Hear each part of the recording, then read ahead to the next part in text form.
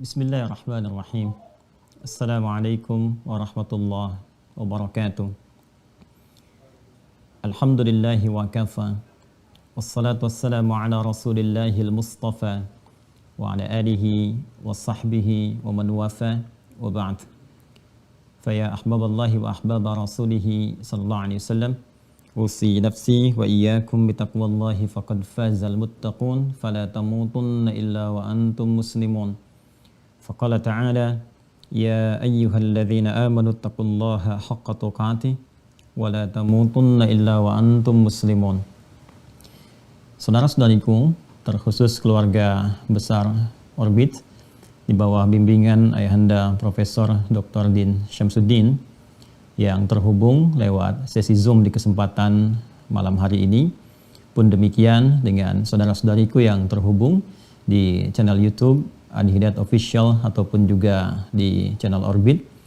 Kita mengawali pertemuan di malam hari ini dengan bermohon pada Allah Subhanahu wa taala semoga seluruh apa yang akan kita pelajari mendapat bimbingan dari Allah sehingga mudah untuk dipahami dan ringan untuk diamalkan. Kita bermohon kepada Allah semoga seluruh saudara-saudari kita yang berkehidupan sampai malam ini, waktu Indonesia bagian Barat dan waktu yang berkesesuaian dimanapun beraktivitas namun belum beriman, semoga diberikan kekuatan dalam jiwa dan lisan mereka untuk mampu bersyahadat sebelum wafat kembali kepada Allah Subhanahu wa taala. Semoga para pelaku maksiat siapapun, dan boleh jadi kita termasuk di antaranya, diberikan kelembutan hati oleh Allah Subhanahu wa taala dan dibimbing untuk bertaubat sehingga dapat meniti jalan kehidupan yang lebih baik, hayatan thayyibah, dan semoga semua kita wafat dalam keadaan yang mulia, husnul khatimah. Di kesempatan malam hari ini kita akan mencoba untuk bersama-sama mengkaji, mempelajari pedoman dalam Al-Quran dan hadis-hadis Nabi Muhammad SAW yang menuntun kita, umat Islam khususnya, agar dapat khusyuk dalam menunaikan salat. Kita akan bagi secara singkat pembahasan di malam hari ini kepada beberapa subtopik pembahasan. Saya setidaknya akan merinci ke dalam 5 pembahasan utama yang tadi diberikan oleh MC kita waktu kurang lebih 45 menit untuk menguraikan sampai 1 jam. Mudah-mudahan sampai di batas waktu yang ditentukan sehingga nanti di pengayaan kita lebih bisa mengeksplor dengan dalam dan luas lagi. Sebelumnya, tentu seluruh apa yang disampaikan dalam Al-Quran dan hadis-hadis Nabi Muhammad SAW berupa pedoman berkehidupan, indahnya dalam Islam, semua teruraikan dengan rinci. Dan dahsyatnya, jelas Allah sudah memberikan satu ruang penjelasan yang sangat komprehensif bahwa tujuan syariat, tujuan pedoman diberikan kepada kita itu dengan ukuran-ukuran yang sangat sistematis, penjelasan yang sangat terukur dan presisinya begitu tinggi. Ya, Allah menyampaikan dalam Al-Quran ketika menurunkan Al-Quran itu sendiri kepada Rasulullah SAW di Quran surah kedua Al-Baqarah ayat 185, Syahrul Ramadan alladzi unzila fihil Quran hudan linnas. Di bulan Ramadan yang mulia itu yang diperintahkan kita menunaikan ibadah siam, puasa, maka diturunkan Al-Quran dan fungsinya hudan linnas sebagai pedoman berkehidupan untuk seluruh manusia. Ini yang membedakan Al-Quran dengan kitab-kitab sebelumnya. Para nabi, rasul sebelum Nabi Muhammad SAW punya kitab-kitab spesifik dan spesial untuk umatnya saja secara lokal. Ya, Nabi Musa mendapatkan Taurat, itu untuk umatnya saja di masa itu, Bani Israel. Quran surah ke-17 Al-Isra ayat yang kedua, wa ataina Musal kitaba wa ja'alnahu hudan li Bani Israel. Dan dengan keagunganku, kata Allah, diberikan kitab kepada Musa, Taurat, Quran surah ketiga Al-Imran ayat ketiga, hudan untuk menjadi pedoman berkehidupan li Bani Israel, untuk Bani Israel saja.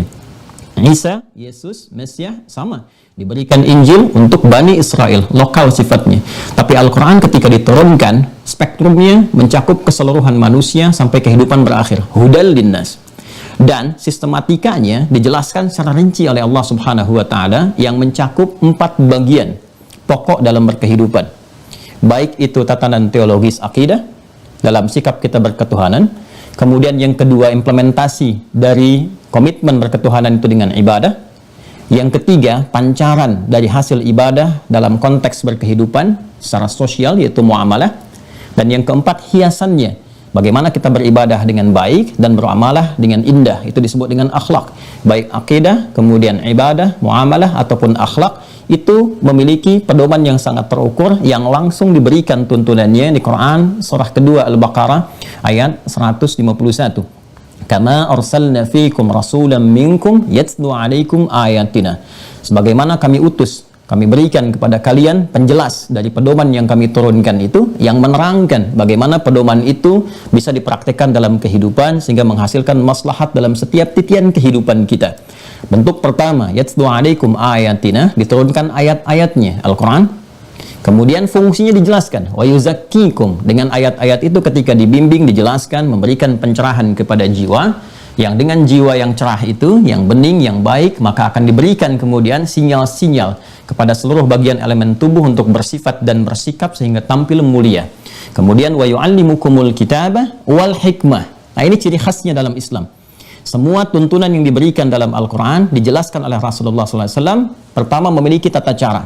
Ini kita berikan dulu gambarannya supaya cepat. Selalu ada caranya.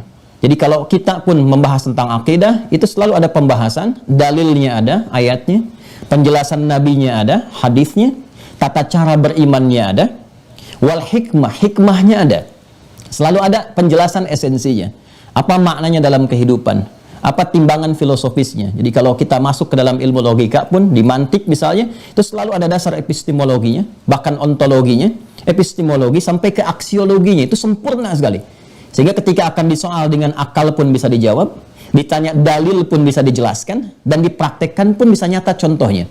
Wa yu'allimukumul kitabah wal hikmah wa yu'allimukum ma lam takunu ta'lamun. Dan dalam berpedoman itu, berkehidupan itu akan dijelaskan pula hal-hal yang mungkin belum kita ketahui, isyaratnya diberikan sehingga bisa diriset dan menstimulus kecerdasan untuk mendapatkan kehidupan yang berkemajuan.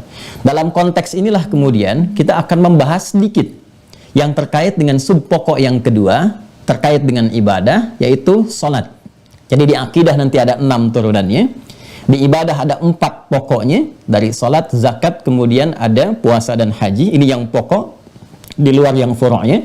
Kemudian nanti di muamalah juga ada pokok dan cabangnya, di akhlak ada pokok dan cabangnya. Kita hanya akan mengeluarkan di malam ini satu bagian yang pokok dari ibadah, yang paling dasar berupa pembuktian pancaran iman, yaitu sholat.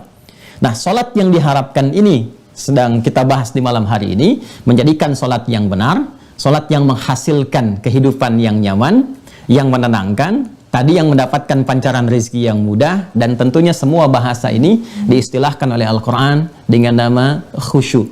Itulah yang menjadikan kita malam hari ini membahas tentang bagaimana meraih sholat yang khusyuk. Dari 5 gambaran dari Al-Quran tadi, kita akan keluarkan berdasarkan 5 pokok itu, karena itu manhaj Al-Quran dalam menggali semua tatanan syariat.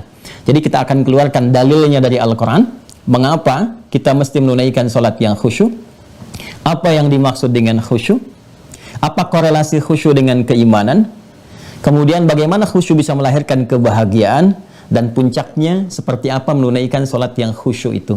Nah, 5 bagian ini yang telah saya coba tuliskan secara detail bagian-bagiannya, dan kita akan bahas dalam kurang lebih tersisa 35-40 menit ke depan. Baik, kalau sudah kita memahami itu dan dasar pembahasannya, mari kita bergeser sedikit kepada subtopik atau bagian-bagian pokok bahasannya. Nah, ini 5 poin yang sudah saya keluarkan, dan pelan-pelan kita akan uraikan. Kita mulai dulu untuk menghadirkan motivasi yang kuat kenapa kita harus mendapatkan khusyuk dalam sholat. Maka kita turunkan dulu dalil yang pertama sebagai pembuka atau muqaddimah awal. Saya berikan di sini Quran surah ke-23 ayat 1 sampai dengan 11. Kemudian saya lingkari ayat yang keduanya, kemudian 10 dan 11-nya. Yang tadi dibacakan oleh qari'ah kita, semoga Allah memberikan kemuliaan kepada beliau dan kita yang mendengar dan menyimaknya. Pelan-pelan sebentar ya. Mari kita mulai. Ini dasar pembahasan yang coba saya sesuaikan dengan prinsip Al-Quran. Ya, jadi kita mengurainya seperti Al-Quran menjelaskan kepada kita. Kita buka dengan dalil ayatnya dulu. Mengapa kita mesti menunaikan sholat dengan khusyuk? Atau bahasa lainnya, apa manfaat sholat khusyuk itu? Baik, Allah langsung menjawab di Quran surah ke-23, surah Al-Mu'minun, di ayat yang pertama sampai ayat yang ke-11. Ya. Baik, saya bacakan yang pertama. Qad aflahal mu'minun. Sungguh, orang beriman itu pasti menggenggam kebahagiaan dan kesuksesan. Satu, qad aflahal mu'minun. Itu ayatnya dibuka dengan huruf tahqiq dan taukid. Jadi qad itu, kalau qad ada menyertai satu tatanan kalimat dalam bahasa Arab, biasanya kata kerja yang dimasuki oleh qad itu fungsinya satu, memberikan fungsi penguat, taukid, dan memberikan jaminan kepastian, tahqiq. Ya, jadi kalau ada kalimat dalam Al-Quran dibuka dengan qad, itu sifatnya Allah ingin menegaskan, menekankan apa yang disampaikan, sekaligus menjamin seluruh informasi yang dijelaskan di ayat itu. Ya, jadi qad aflahal mu'minun, cara menerjemahkannya kata Allah, orang-orang yang imannya benar itu, orang-orang yang imannya sejati itu, bentuknya menggunakan isim fa'il, kata benda. Kalau sudah menggunakan kata benda, artinya imannya sudah melekat menjadi identitas dalam pribadi seorang muslim. Ingat, ada yang standar menggunakan kata amana, jamaknya amanu, ya amanar rasulu bima unzila ilaihi min rabbihi wal mu'minun. Ya ayyuhalladzina amanu, itu standar iman, dasar. Ya, dasar yang menjadikan kita beriman dengan bersyahadat. Kalau kita ingin mengupgrade terus iman itu supaya naik, menguat, maka nanti bentuknya berubah menjadi fi'il mudhari, yang menunjukkan makna progresivitas, kontinuitas, ya, present, continuous, future, yang berkelanjutan. Ya, alladzina yu'minuna bil ghaib, berubah menjadi fi'il mudhari. Kalau latihan itu terus dilakukan, sehingga konsisten dan menjadi identitas yang melekat pada diri kita, ya, imannya semakin menguat, ditunjukkan dengan peningkatan ibadah. Orang belum menunaikan, ya, kita sudah siap-siap. Adzan belum memanggil, kita sudah tahu waktunya. Nah, itu berubah nanti katanya menjadi isim fa'il, kata benda. Ya, qad aflahal mu'minun, kalimatnya berubah dari amanu, yu'minun menjadi mu'minun. Kalau iman seseorang sudah sejati itu, sudah melekat pada dirinya, identitasnya sudah baik, maka kata Allah, saya jamin dia akan mendapatkan kebahagiaan yang sejati, sukses dan bahagia. Masya Allah. Dalam bahasa Arab, kata yang mewakili sukses dan bahagia itu disebut dengan falah namanya. Falah. Pelan-pelan ya. Kata yang mewakili sukses dan bahagia itu disebut falah namanya. Karena itu di kamus-kamus bahasa Inggris itu falah diartikan dengan success and happiness. Ya, kalau kecenderungan sukses saja itu menggunakan derivasi kata fauz, faza yafuzu fauzan, faiz, ya, faizin, faizah dan turunannya itu cenderung sukses. Kalau cenderung bahagia saja dari kata fariha, yafrahu, ya farhan, farhah itu cenderung bahagia. Kalau kita ingin memadukan keduanya, sukses dan bahagia, maka katanya nanti berubah menjadi falah namanya. Ya, ini bagian pertama.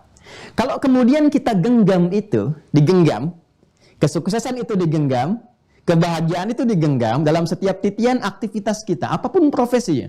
Anda dapat menjadi orang tua yang sukses dan bahagia menata keluarga, guru yang sukses, dosen yang sukses, ya, pejabat yang sukses dengan jabatannya, hartawan yang sukses dengan usahanya dan bahagia menikmati hasil usahanya. Itu kalau Anda menggenggam kedua ini, maka katanya berubah dari kata falah menjadi aflah namanya. Kata kerjanya. Aflah. Ya, dari falaha menjadi aflaha. Nah, Allah itu sudah memberikan jaminan tadi pakai qad. Awas ya, hati-hati. Dan menegaskan fungsinya taukid dan tahqiq. Itu memberikan jaminan sekaligus kepastian yang menegaskan. Kata Allah, qad aflaha al-mu'minun. Orang beriman itu, kalau imannya benar, imannya sejati, melekat menjadi identitas dalam kehidupannya, itu pasti menggenggam falah. Ya, apapun yang dia kerjakan pasti sukses. Dengan batas kesuksesan yang diridhai oleh Allah, sesuai dengan maslahat hidupnya. Dan pasti bahagia. Dan ternyata secara cepat, karena waktu kita terbatas, secara cepat, ternyata kunci mendapatkan falah ini, kunci pertamanya, itu bukan kerja keras, keduniawian, bukan ilmu pengetahuan yang dikejar dengan strata tingkat yang paling tinggi, ya, bukan dengan harta yang dikumpulkan. Ternyata kunci kebahagiaan pertama dan pengantar kesuksesan yang diridhai oleh Allah itu disebut dengan falah tadi. Kunci pertamanya ini yang saya bulati di ayat keduanya. Alladzina hum fi salatihim khashi'un. Perhatikan baik-baik. Alladzina, pakai alladzina, ini disebutkan 1080 kali dalam Al-Quran. Kemudian hum, pakai dhamir munfasil, menunjuk kepada sifat taukid. Kita ngaji sedikit pakai balaghah ya, agak dalam sedikit. Dengan pendekatan gramatikal agak dalam. Ya. Alladzina hum fi salatihim. Nah, ini dia. Salatihim khashi'un. Kita temukan kata khusyuk di sini. Ternyata kunci pertama untuk mendapatkan kesuksesan, kebahagiaan dalam semua titian aktivitas kehidupan kita itu, ya, adalah salat. Ini. Fi salatihim kata Allah. Karena itulah panggilan salat yang diperdengarkan 5 kali dalam sehari, setiap pergantian waktu dalam setiap hari. Ingat, dalam setiap hari, waktu berganti itu kan setidaknya dibagi pada 5 bagian. Ya kan? Subuh, ya, menuju pagi terus, ya, dari pancaran pertama matahari mulai memancarkan sinarnya, mulai berkehidupan, ya kan? Subuh, was-subhi idza tanaffas, pancarannya disebut dengan fajar. Kemudian masuk ke waktu siang, ya, jelas terang zuhur, menuju kepada sore, waktu dimanfaatkan asar, kemudian menjelang berakhir akan di pertemuan awal malam, muqaddimatul lail, maghrib, sampai ke malam, isya, gelap. Subuh, zuhur, asar, maghrib, isya. Anda bisa bayangkan, di setiap pergantian waktu dalam sehari, diperdengarkan di telinga kita. Pada orang yang masih memiliki pendengaran, pada yang masih mau mendengar. Dalam bahasa Arab, ya, telinga itu disebut dengan udhun. Jamaknya disebut dengan adhan. Memanggil pada yang masih ingin memfungsikan pendengarannya di telinganya itu disebut dengan adhan. Dan dalam adhan, setiap perpindahan waktu kita diingatkan. Hidup kamu itu mesti bahagia. Kamu mesti sukses.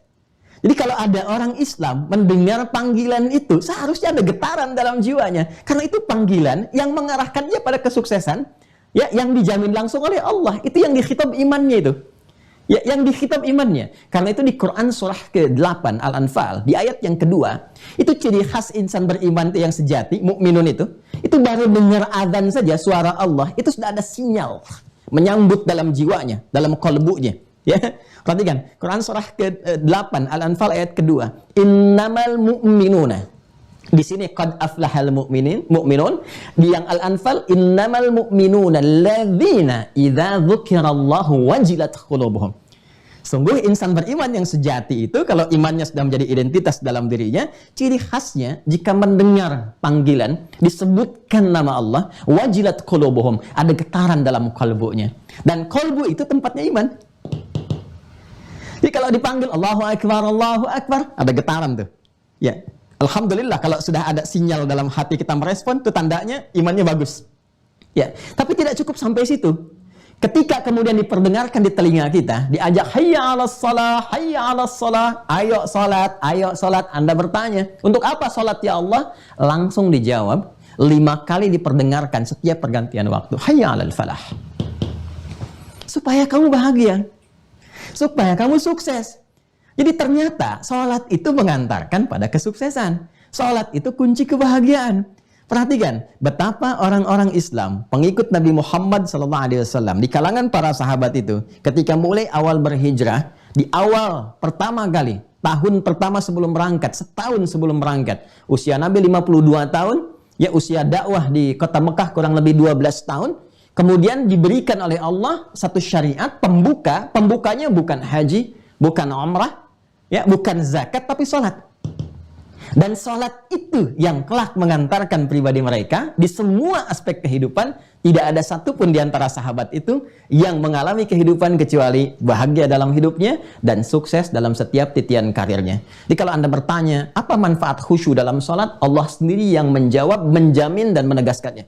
Menjawab, menjamin, dan menegaskannya. Kalau Adi Hidayat yang jawab, Anda bisa abaikan. Tapi kalau Allah yang memberikan jawaban, maka disitulah kemudian iman kita dipertaruhkan. Ya. Kata Allah, qad aflahal mu'minun alladzina hum fi salatihim khashi'un, yaitu salat yang khusyuk mengantarkan Anda kepada jaminan kesuksesan dan kebahagiaan. Dan tawaran ini diberikan secara terbuka untuk siapapun. Karena itu menggunakan kata alladzina. Ismun mausulun yadullu 'alal jam'il jam'iyah. Ya, isim mausul kata sambung konjungsi yang menunjuk pada bentuk jamak tanpa batas. Sifatnya komprehensif dan holistik. Ya. Mau laki-laki, perempuan, tua, muda, besar, kecil, status sosialnya, kaya, cukup, pejabat atau biasa dan sebagainya, sipil, militer. Kalau Anda benar tunaikan dengan baik, maka lihat miniatur kehidupan di masa Nabi. Yang di militer ada dari 12.000 sahabat, 38 yang jadi panglima, satu kualitas panglimanya bisa menaklukkan Persia dan Romawi. Yang di birokrat ada bagaimana Amr bin As itu melakukan ekspedisi dari Afrika Utara, dimulai dari Mesir, Libya, Tunisia, Aljazair, Maroko, terus sampai kemudian ke Syam, di Syria itu, dan sukses keseluruhannya. Ada yang jadi duta besar kemudian seperti Mu'adz bin Jabal di Yaman, sukses mengentaskan kemiskinan hanya dalam waktu 3 tahun, dan seterusnya. Semua contoh miniatur kehidupan kita dapati. Sampai dengan tegas Allah mengatakan di Quran surah ke-33 ayat 21 itu, laqad kana lakum fi rasulillahi uswatun hasanah. Kalau kita bisa ikuti bagaimana Nabi menunjukkan, maka keteladanan itu akan menebar kepada orang yang mengikutinya sehingga jadi contoh di setiap masa kehidupannya. Ini jawaban pertama ketika kita bertanya mengapa tema malam ini mesti khusyuk dalam sholat. Dapat apa kalau kita khusyuk sholatnya? Maka jawaban pertama untuk pertanyaan Pak Din di awal tadi, ya kan? Apa hal yang nyata yang bisa kita dapatkan dalam kehidupan dunia? Maka ini yang pertama, kata Allah, aku jamin, aku tegaskan, pasti sukses dan bahagia. Nanti tinggal pertanyaannya, apakah setiap orang yang sholat itu bisa sukses dan bahagia? Kenapa ada orang sudah banyak sholat, bahkan tambah sunnahnya, tapi belum merasakan kesuksesan dan bahagia yang diidamkan? Boleh jadi persoalannya nanti dalam sifat kekhusyuannya itu. Alladzina hum fi salatihim khashi'un. Allah tidak mengatakan alladzina hum musallun, yaitu mereka lah orang-orang yang mau sholat. Tidak. Alladzina hum fi salatihim khashi'un. Ini dunia sukses, tapi akhirat mustapa, tidak ideal. Karena doa insan beriman di Quran surah kedua Al-Baqarah ayat 201. Paling kanan sebelah bawah di mushaf standar. Ya, Quran surah kedua Al-Baqarah ayat 201. Ini doa insan beriman yang paling ideal. Wa minhum may yaqulu Rabbana atina fid dunya hasanah wa fil akhirati hasanah wa qina adzabannar. Karena insan beriman itu, nanti simpul iman itu ada 6, simpul yang kelimanya dia yakin bahwa ada kehidupan nyata setelah meninggalkan dunia. Dunia ini nyata, pasca dunia itu real juga, nyata juga. Iman dia yang menjadikan dia yakin dengan itu. Quran surah kedua Al-Baqarah ayat keempat. Wabil akhirati hum yuqinun. Dan mereka yakin akhirat pun nyata. Karena mereka yakin akhirat itu nyata, mereka siapkan saat di dunia untuk mencari bekal. Kan? Nggak ada ruginya kan? Ya. Alhamdulillah kita dapatkan nyata sesungguhnya, dapat manfaatnya. Ya kan? Baik. Apa yang harus disiapkan? Kata Allah, ternyata bekal terbaik untuk mendapatkan kehidupan real di akhirat, yang bahagia, yang sukses, yang puncak tertingginya, senantiasa keluar di setiap fitrah lisan manusia ketika ditanyakan, bahkan menjadi tempat-tempat hunian, klaster Firdaus, Taman Firdausi, Paradise, dan sebagainya, gitu kan? Baik, bukankah jaminan surga Firdaus itu pun dibuka dengan sholat yang khusyuk? Kalau tadi tilawahnya ya sempat tersambungkan sampai dengan sempurna kita dengar sampai ayat 10, 11. Ya, perhatikan ayat 10-nya di Quran surah ke-23 itu. Ulaika humul warithun. Ayat 11-nya, alladzina yarithunal firdausa hum fiha khalidun. Mereka itulah para pewaris yang tengah beraktivitas di bumi. Mewarisi apa? Alladzina, pakai alladzina lagi, sehingga memberikan kesan bahwa surga Firdaus itu terbuka. Bukan hanya untuk 1-2 kalangan saja, siapapun mampu untuk bisa mendapatinya sepanjang memenuhi syarat dan ketentuannya. Ya, alladzina yarithunal firdausa, yaitu para pewaris surga Firdaus, hum fiha khalidun, yang mengalami kehidupan nyata di sana secara abadi. Jadi Anda bayangkan, di dunianya sukses dan bahagia, akhiratnya dapat Firdaus, wa qina adzabannar, dan terjauh dari ancaman neraka. Nah, indahnya apa? Ternyata surga Firdaus pun tempat terindah, terbaik, teristimewa ketika seseorang ya kemudian berakhir di penghujung kehidupan akhiratnya itu, pintu pertamanya ini amalnya. Alladzina hum fi salatihim khashi'un. Jadi ternyata salat khusyuk itu menentukan kebahagiaan, kesuksesan dunia. Ya. plus menjadi timbangan kebahagiaan dan sukses pertama untuk hidup akhirat. Ya. Karena itu saat di dunia betapa ditekankan, ya, dikuatkan, diwajibkan, ternyata kewajiban itu, sifatnya memaksa itu, paksaan itu ditujukan supaya kita mendapatkan nikmat ini. Jadi kalau kita memahami tentang filsafat fikih, kenapa satu hukum diwajibkan, ternyata bukan ingin memberatkan kita, untuk menyempurnakan nikmat.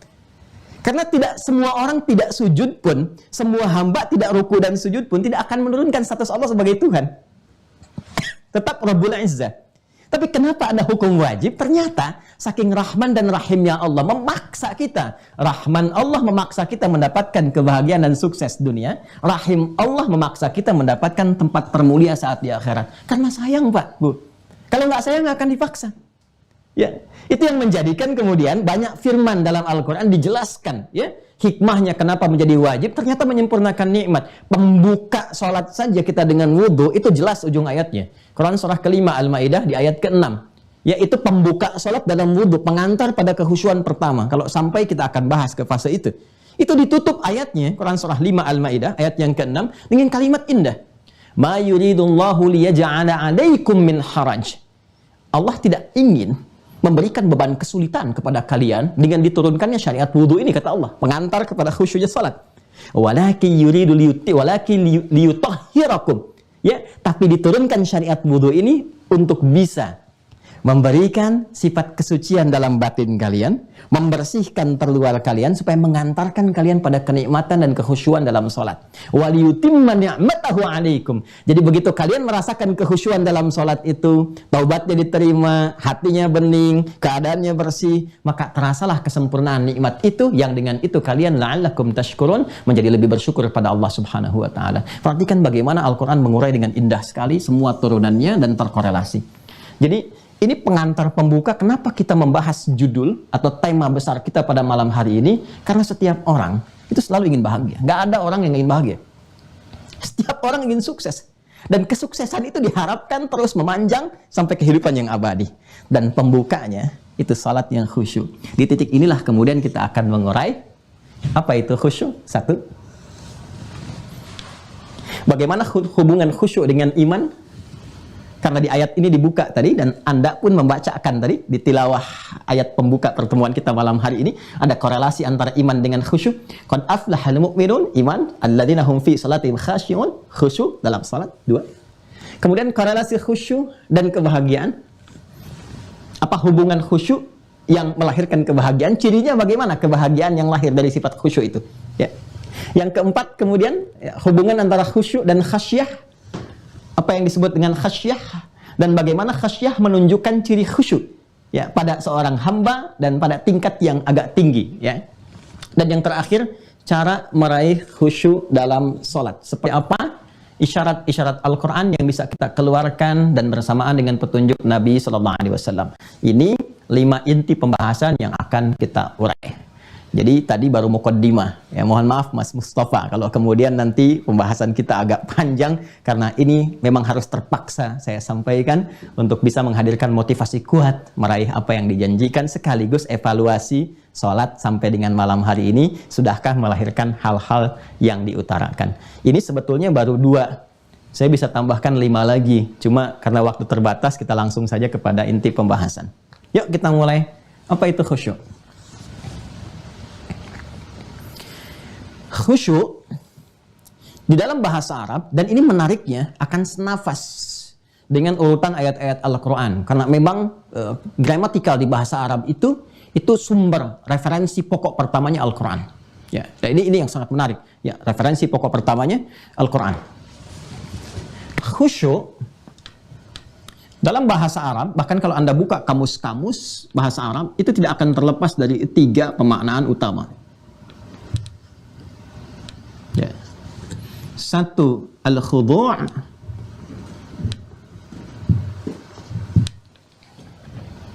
Yang kedua, ad-dhillu. Yang ketiga, as-sukun. Dan pembahasan kita tidak akan jauh dari 3 bagian ini. Al-khudu', ad-dhillu, was-sukun. Menariknya, ketiganya ini pun telah diuraikan oleh Al-Quran jauh sebelum para ulama merumuskan kamus-kamus bahasa Arab itu. Kita temukan khudu, ini dalilnya, Quran surah ke-54, ayat ke-7, surah Al-Qamar, ayat yang ke-7. Ya. Tadi saya akan konsisten pada metodologi yang diterangkan oleh Al-Quran. Jadi saya mengacu ke urutan ayat Al-Quran saja. Saya sampaikan dalilnya dulu, saya jelaskan kemudian maknanya, lalu tata caranya dan hikmahnya. Ya. Quran surah ke-54 Al-Qamar ayat yang ke-7. Khusya'an absaruhum yakhrujuna minal ajdathi ka'annahum jaradun muntashir. Nah, ini memberikan sifat nanti ketika manusia dibangkitkan dalam kubur, ya kan? Nampak kemudian terutama ada orang-orang yang tidak beriman. Ini menariknya nih. Orang yang khusyuk nanti yang punya sifat 3 ini, dia khusyuk saat di dunia, dia akan dibangkitkan oleh Allah dengan apresiasi yang tinggi dan tadi yang dijanjikan. Tapi kalau dia tidak mendapatkan sifat khusyuk atau berkebalikan dengan sifat khusyuk di dunia, maka oleh Allah dipaksa khusyuk untuk di akhirat tapi dengan makna yang negatif. Ingat ya? Di dunia khusyuk maknanya positif. Tapi kalau sampai ke akhirat, di dunia nggak khusyuk, di akhirat nanti dipaksa khusyuk tapi dengan makna yang negatif. Ya, di antara makna itu kita akan kembali ke sini. Khudu' ya, yaitu sifat yang merendah. Ya. Orang Arab mengatakan kalau ada seseorang yang merendahkan dirinya, kemudian ditunjukkan lewat sikapnya, bahkan dari rona matanya, ya, dari wajah, dari matanya kemudian terlihat. Kalau kita lihat ada orang yang merendah, ada direndahkan. Ya. Kalau di ayat ini menunjukkan konteks akhirat pada orang-orang yang nggak mau khusyuk di dunia, maka direndahkan, dipaksa rendah oleh Allah saat di akhirat. Maka terlihat dari rona matanya, terlihat orang rendah itu kan kalau direndahkan kelihatan matanya, ya, tertunduk ke bawah. Ya, makanya dalam bahasa Arab itu nanti disebut dengan kasrah, khafad, dipaksa untuk turun harakat dari atas ke bawah. Ya, ya, fathah itu kan nasab. Nasab itu sesuatu yang kokoh, ya, terpancar, kokoh, kuat, nggak goyah. Kalau sudah ke bawah, kasrah, khafad, turun, pecah, hancur. Ya. Nah ini khudu berarti sesuatu yang merendah serendah-rendahnya. Itu makna positifnya. Negatifnya direndahkan serendah-rendahnya. Jadi ada merendah, ada direndahkan. Ya. Satu, khudu, sikap merendah yang menunjukkan pada makna penghambaan. Jadi serendah-rendahnya menunjukkan bahwa kita memang di bawah. Itu khudu namanya. Ya. Karena itu dalam sholat nanti kita dipaksa oleh Allah untuk merendahkan diri serendah-rendahnya untuk menunjukkan kita itu hamba. Ya. Tingkat kemuliaan manusia itu kan ada pada kepalanya, kan? Karena itulah dia dihormati. Di Arab tuh ada budaya nggak boleh pukul kepala, ya kan? Atau merendahkan. Bagian wajah itu kan tampak semua ekspresi bagian tubuh kita. Nah, dalam sholat itu dipaksa oleh Allah, ya, diminta oleh Allah untuk merendahkan dengan serendah-rendahnya. Ya. Nah, itu yang disebut dengan khudu bagian pertama. Saat kita sujud, ya, sujud itu pancaran dari sifat kekhuduan. Nanti prakteknya kita akan tunjukkan bagaimana meraih sifat khudu ini dalam sholat, prakteknya kita tunjukkan. Tapi saya berikan contoh dan korelasinya dulu. Jadi yang pertama, makna khusyuk punya makna yang pertama yaitu sifat yang merendah, serendah-rendahnya, ya, yang memiliki unsur penghambaan. Ini. Jadi yang dimaksud bukan sifat rendah hati, ya, dalam arti tawadhu di sini, ya, dalam arti lebih kepada menghambakan diri serendah-rendahnya. Khudu. Satu. Dua, ada juga bermakna dhillun atau dhillah. Ya. Ini kalau dalam bahasa positif lebih kepada makna metafor. Ya, metafor, sesuatu yang menghadirkan makna kalau bahasa agak tingginya hina gitu kan, menghinakan diri tapi dalam konteks yang positif, ya, yang merendah seakan-akan memang kita nggak punya apa-apa, ya, lemah kita, ya, nggak ada sifat-sifat yang hebat, yang kuat. Nah itu sifatnya dhillah namanya, ya, secara positif. Tapi kalau konteksnya akhirat, ya, pada orang-orang yang nggak pernah mau merendahkan diri di hadapan Tuhan, nggak mau menghamba, itu nanti dihinakan sehina-hinanya dengan semua sifatnya. Kalau sudah pakai sifat, pakai tak nanti di ujungnya, dari dhillun jadi dhillah. Pindah ke Quran surah ke-68 Al-Qalam ayat 43. Ya. Khashi'atan absaruhum tarhaquhum dhillah. Nah ini. Wa qad kanu yud'auna ila sujudi wa hum salimun. Tuh, sesuai kan dengan yang tadi disampaikan? Ya, kalau yang ini khusya'a, yang ini khasyi'ah. Ya, kalau sudah pakai dhillah, disamakan nanti ditambahkan dengan sifat hinanya. Khasyi'atan absaruhum. Ada orang-orang yang saat di dunia itu nggak mau merendahkan dirinya, nggak mau khudu, nggak mau menghamba, ya kan? Nah, maka saat di akhirat nanti Allah rendahkan dia, tarhaquhum dhillah, sehina-hinanya. Ya, sehina-hinanya. Jadi makna khusyuk itu punya makna positif dengan makna dhillun, yaitu menghinakan diri di hadapan yang paling istimewa. Ya. Menghinakan diri di hadapan yang paling istimewa itu bukti merendah, gitu kan? Ya, bukti kerendahan hati dan jiwa sekaligus. Ya, sifat menghinakan diri. Ya. Ini citranya positif ya, bukan citra yang negatif di sini, bukan. Ya. Menghinakan diri di hadapan ya, yang paling berkuasa, yang paling istimewa.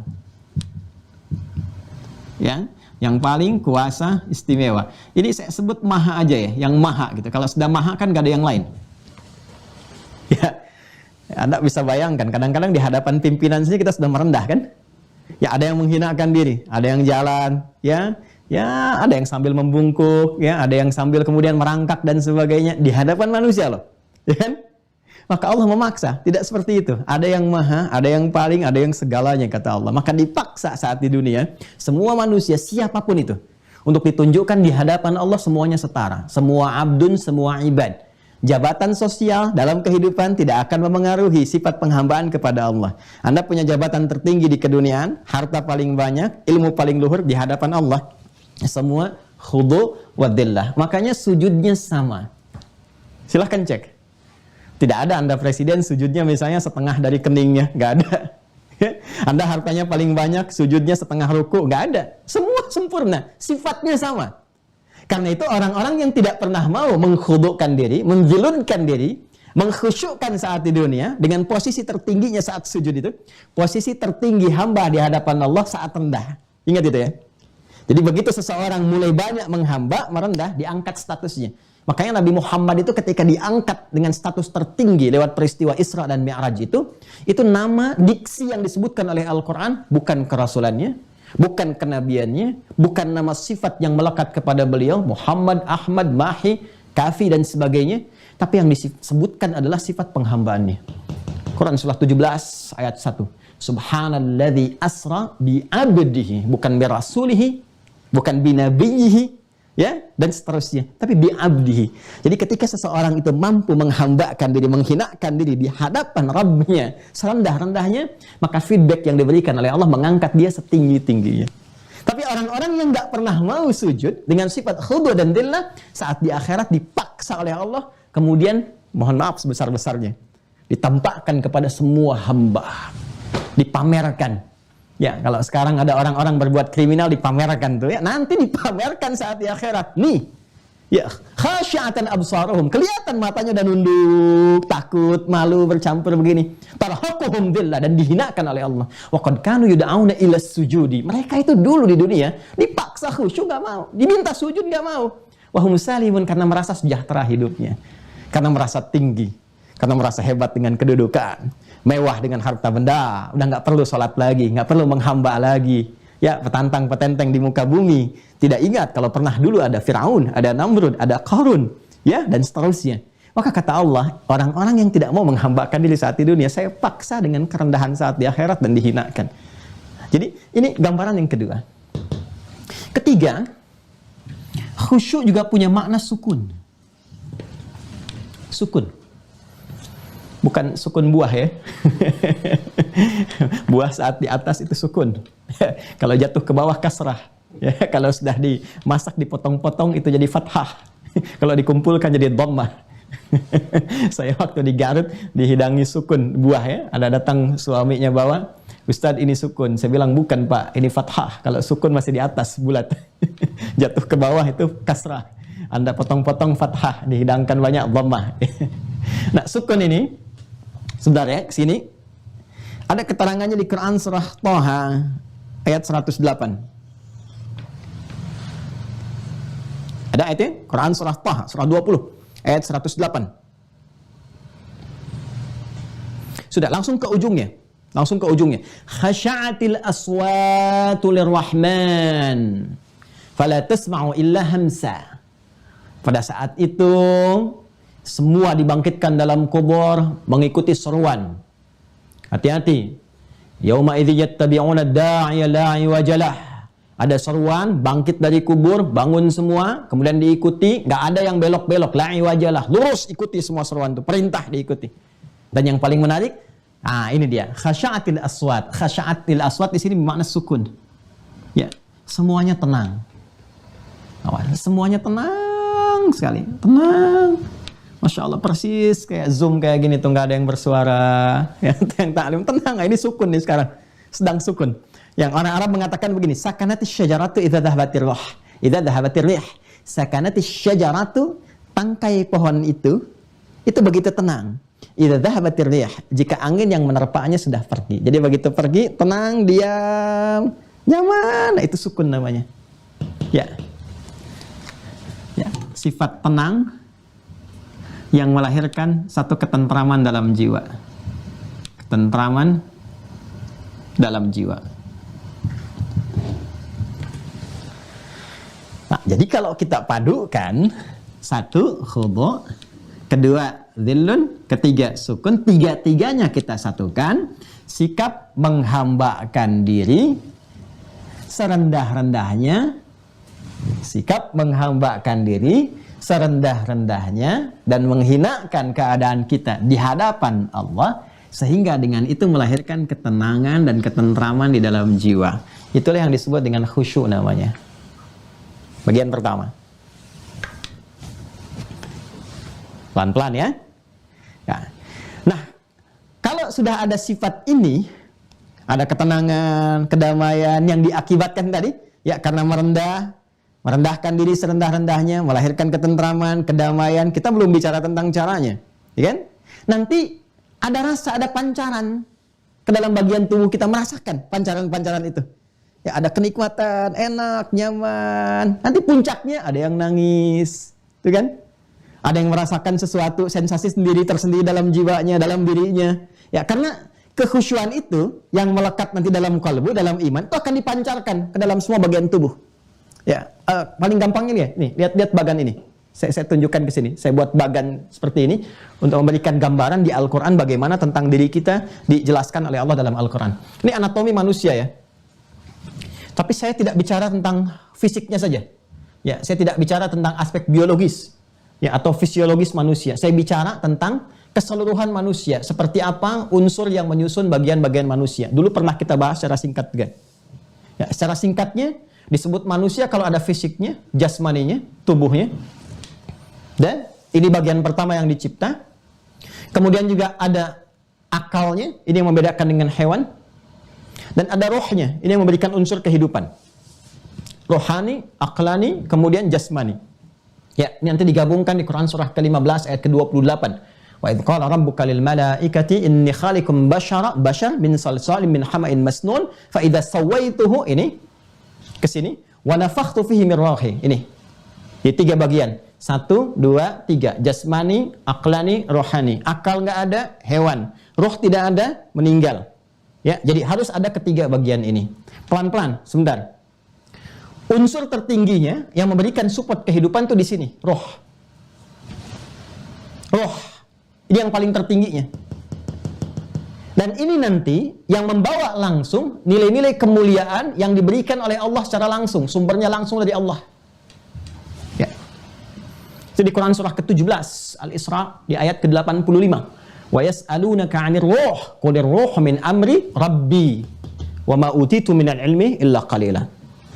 Ruh secara singkat ditiupkan nanti kepada fisik ke sini. Jadi fisik diciptakan terlebih dahulu, berproses. Di Quran surah ke-15 ayat ke-28, rinciannya di Quran surah ke-22 Al-Hajj di ayat yang ke-5. Termasuk nanti ada di Quran surah ke-23 Al-Mu'minun di ayat yang ke-12 sampai ke-15-nya. Hadisnya nanti ada di Al-Arba'in misalnya. Ya, Al-Imam An-Nawawi, ini yang paling gampang diakses. Hadis yang keempat dari Ibnu Mas'ud, an Abi Abdurrahman Abdullah bin Mas'udin. Ya. Usia 4 bulan ditiupkan roh. Roh masuk ke dalam fisik. Perhatikan baik-baik. Ya. Ketika masuk ke dalam fisik, tempatnya di sini. Ini nanti ada kaitan dengan sholat. Mohon fokus baik-baik ya. Ini agak dalam sekali, tapi saya coba sampaikan semudah-mudahnya. Roh masuk ke dalam fisik, ketika ditiupkan, masuk ke dalam fisik. Wa nafakhtu fihi min ruhi. Ya. Maka nanti masuknya ini ke dalam fisik lewat sini. Satu sodron. Nih. Jamaknya sudur. Ini ruang pertama, roh masuk dalam sodron. Jamaknya sudur. Pelan-pelan. Awas, nanti ada hubungan dengan sholat. Karena saat kita mengangkat tangan dan bersedekap, telapak tangan ini nanti ditutup begini, diletakkan di sodrun kita. Ya, ada hubungan, awas. Awas, hati-hati ya, dalam sekali ini. Di dalam sodrun, ini ada qalbun. Jadi, sodrun itu ruang yang besar. Di dalamnya ada qalbu, ini. Roh masuk ke dalam qalbu, nanti menjadi nafas ini. Dalam nafas di sini, masuk ke nafas. Jadi sadrun, qalbun, nafsun. Karena itu roh kalau sudah masuk ke dalam fisik, namanya nanti berubah menjadi nafas karena tempatnya ada dalam nafas ke sini. Ya, dari sadrun, qalbun ke nafas ke sini. Karena itu ketika masuk ke sini sempurna manusia, ya, mulai kemudian dapat tanda-tanda kehidupan, diserap ke dalam bahasa Indonesia menjadi bernafas, bisa bernafas, nafas sempurna penciptaan, nafasnya terwujud. Nah, saat masuk ke dalam nafas ini, dalam roh ini sudah ada dua potensi. Potensi pertama, itu yang disebut dengan jiwa takwa namanya. Nah, dalam takwa itulah ada iman, yang memiliki 6 pokok yang kita kenal dengan rukun iman. Jika mampu membangkitkan nilai-nilai keimanan ini, di sifat takwa ini, maka akan memancarkan energi-energi positif yang disebut dengan khairat. Pancaran-pancaran yang bernilai sifat-sifat kebaikan. Jadi jujur itu ada di sini, rendah hati ada di sini, ya, sabar ada di sini. Semua sifat-sifat baik itu yang mengantarkan pada kebahagiaan itu ada di sini. Untuk mempercepat ini keluar, nanti Allah memberikan 2 hal. Secara alamiah nanti ada potensi yang menjadi katalis mempercepat ini supaya keluar. Ya, disebut dengan fujur namanya. Jadi kalau di sini ada jujur, di sini kemudian diciptakan dusta. Kalau di sini ada sabar, di sini diciptakan marah. Ya. Marah diciptakan bukan ingin membuat seseorang jadi pemarah, bukan. Tapi supaya menjadi katalis, mensupport, mempercepat supaya sabarnya muncul. Sebab kalau nggak ada marah, bagaimana diketahui sabar? Anda pulang ke rumah, ya, tiba-tiba istri mengatakan, sabar ya Pak, sabar. Nggak ada kejadian, nggak ada hujan, nggak ada kilat. Istri mengatakan sabar. Apa sebabnya? Ya, harus ada dulu pemicunya. Ini katalisnya, fujur. Karena itulah ketika nafas diciptakan sempurna, Allah langsung tegaskan. Di dalamnya ada takwa dan fujur. Quran surah ke-91 di ayat 7 sampai dengan 10 sampai mendapatkan falahnya. Wa nafsi wa ma sawaha, dan demi nafas bila telah sempurna penciptaannya. Wa ma sawaha, balik ke Quran surah 15 ayat 28. Fa idza wa idz qala rabbuka lil malaikati inni khaliqum basyara min salsalin min hama'in masnun. Teruskan.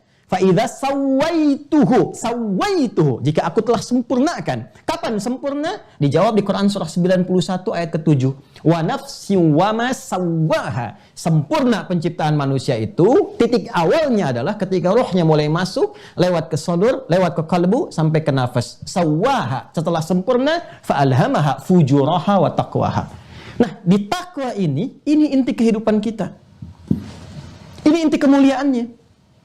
Ini inti kebahagiaannya. Kalau mampu kita bisa menghasilkan ini, ya, energi-energi positif ini keluar, didorong oleh fujur, disupport oleh malaikat, dibisikin kebaikan-kebaikan, ya, ditampilkan, ya, kemuliaan-kemuliaan. Makanya saat azan berkumandang kan sering dengar bisikan dalam hati kita, cepat sudah azan, siap-siap. Nah, itu malaikat.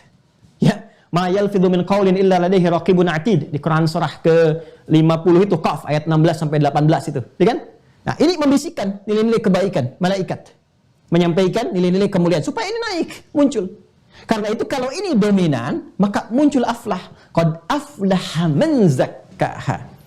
Kalau dia sudah bisa membangkitkan nilai kemuliaannya, yang dipancarkan lewat 6 rukun itu, 6 pondasi, 6 pokok imannya, dia mensupport takwanya, maka naiklah sifat-sifat baiknya.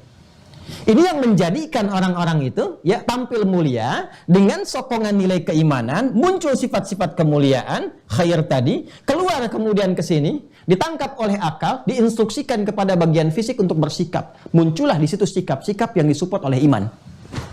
Kalau Kalau sudah imannya mensupport karena dari jiwa takwa, yang muncul semua kebaikan. Makanya semua bagian anggota tubuh kita ini, di dalam Al-Quran, sebelum disebutkan fungsinya, disebutkan imannya dulu.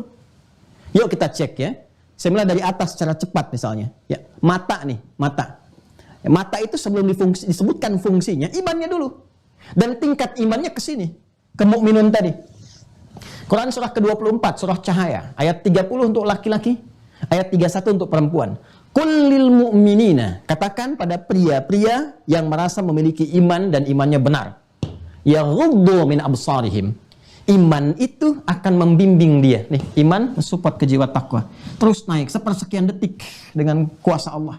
Diperintahkan ke akal, diikat jadi pengetahuan, sifatnya instruktif. Jadi kalau dari sini data masuk jadi informasi, diolah kemudian di jiwa, jiwa berikan perintah, masuk perintah, amarah, diberikan instruksi, diikat oleh akal, jadi pengetahuan, jadi ilmu jadi sikap ke sini. Sepersekian detik. Nah, kalau iman itu kemudian memerintahkan, maka apa yang terjadi? Kata Allah, iman itu akan mengarahkan kepada yang baik. Begitu yang dilihat tak baik menurut pandangan jiwanya, dia akan segera memberikan instruksi pada matanya untuk memalingkannya. Sepersekian detik. Itu ghaddul basar, itu berpaling dari yang tidak baik. Artinya apa? Dia hanya akan melihat yang baik saja. Turun ke lisan. Quran surah 49 ayat 11 sampai 12. Ya ayyuhalladzina amanu la yasra qaumin qaum la yaqtab ba'dukum ba'dha. Hei orang-orang yang merasa punya iman, lisanmu tidak akan digunakan untuk berkata yang tidak baik. Kamu tidak akan pernah bikin hoax. Tuh, sekarang musim hoax. Apalagi pada yang lain, untuk mencuri, untuk nyogok, untuk korupsi dan sebagainya, nggak akan mungkin dilakukan. Karena itu Nabi tegas mengatakan, la yasriqul mu'min indama yasriq wa huwa mu'min. Nggak mungkin orang beriman itu mencuri, saat mencuri ada iman dalam dirinya. Karena iman nggak mungkin perintahkan berbuat yang tidak baik. Nah, apa kaitan dengan sholat? Ini menariknya. Nah, sholat itu kalau benar ditunaikan, ya kalau benar, dan kebenarannya diukur dengan kekhusyuan. Sedangkan khusyuk ini tempatnya dalam kolbu di sini. Ya, sedangkan kolbu itu sentuhannya ke nafas. Sedangkan nafas itu untuk membangkitkan jiwa takwa. Karena itulah sholat dikerjakan untuk membangkitkan takwa. Takwa supportnya iman. Kalau takwanya dikuatkan naik, sifat khairnya muncul. Ya, khair, baik, itu kan muncul kalau jeleknya hilang kan? Baik kan lawannya buruk. Ya, baik itu lawannya buruk. Secara sederhananya. Lawannya buruk. Soleh lawannya salah. Baik itu bisa muncul kalau buruknya hilang. Ya kan? Baru muncul baiknya. Buruk dalam Islam dan bisa kita terapkan dalam kehidupan. Maksud diterapkan itu terlihat seperti itu, bukan dipraktikkan. Ya, bisa kita lihat bentuk nyatanya. Buruk itu sumbernya cuma dua.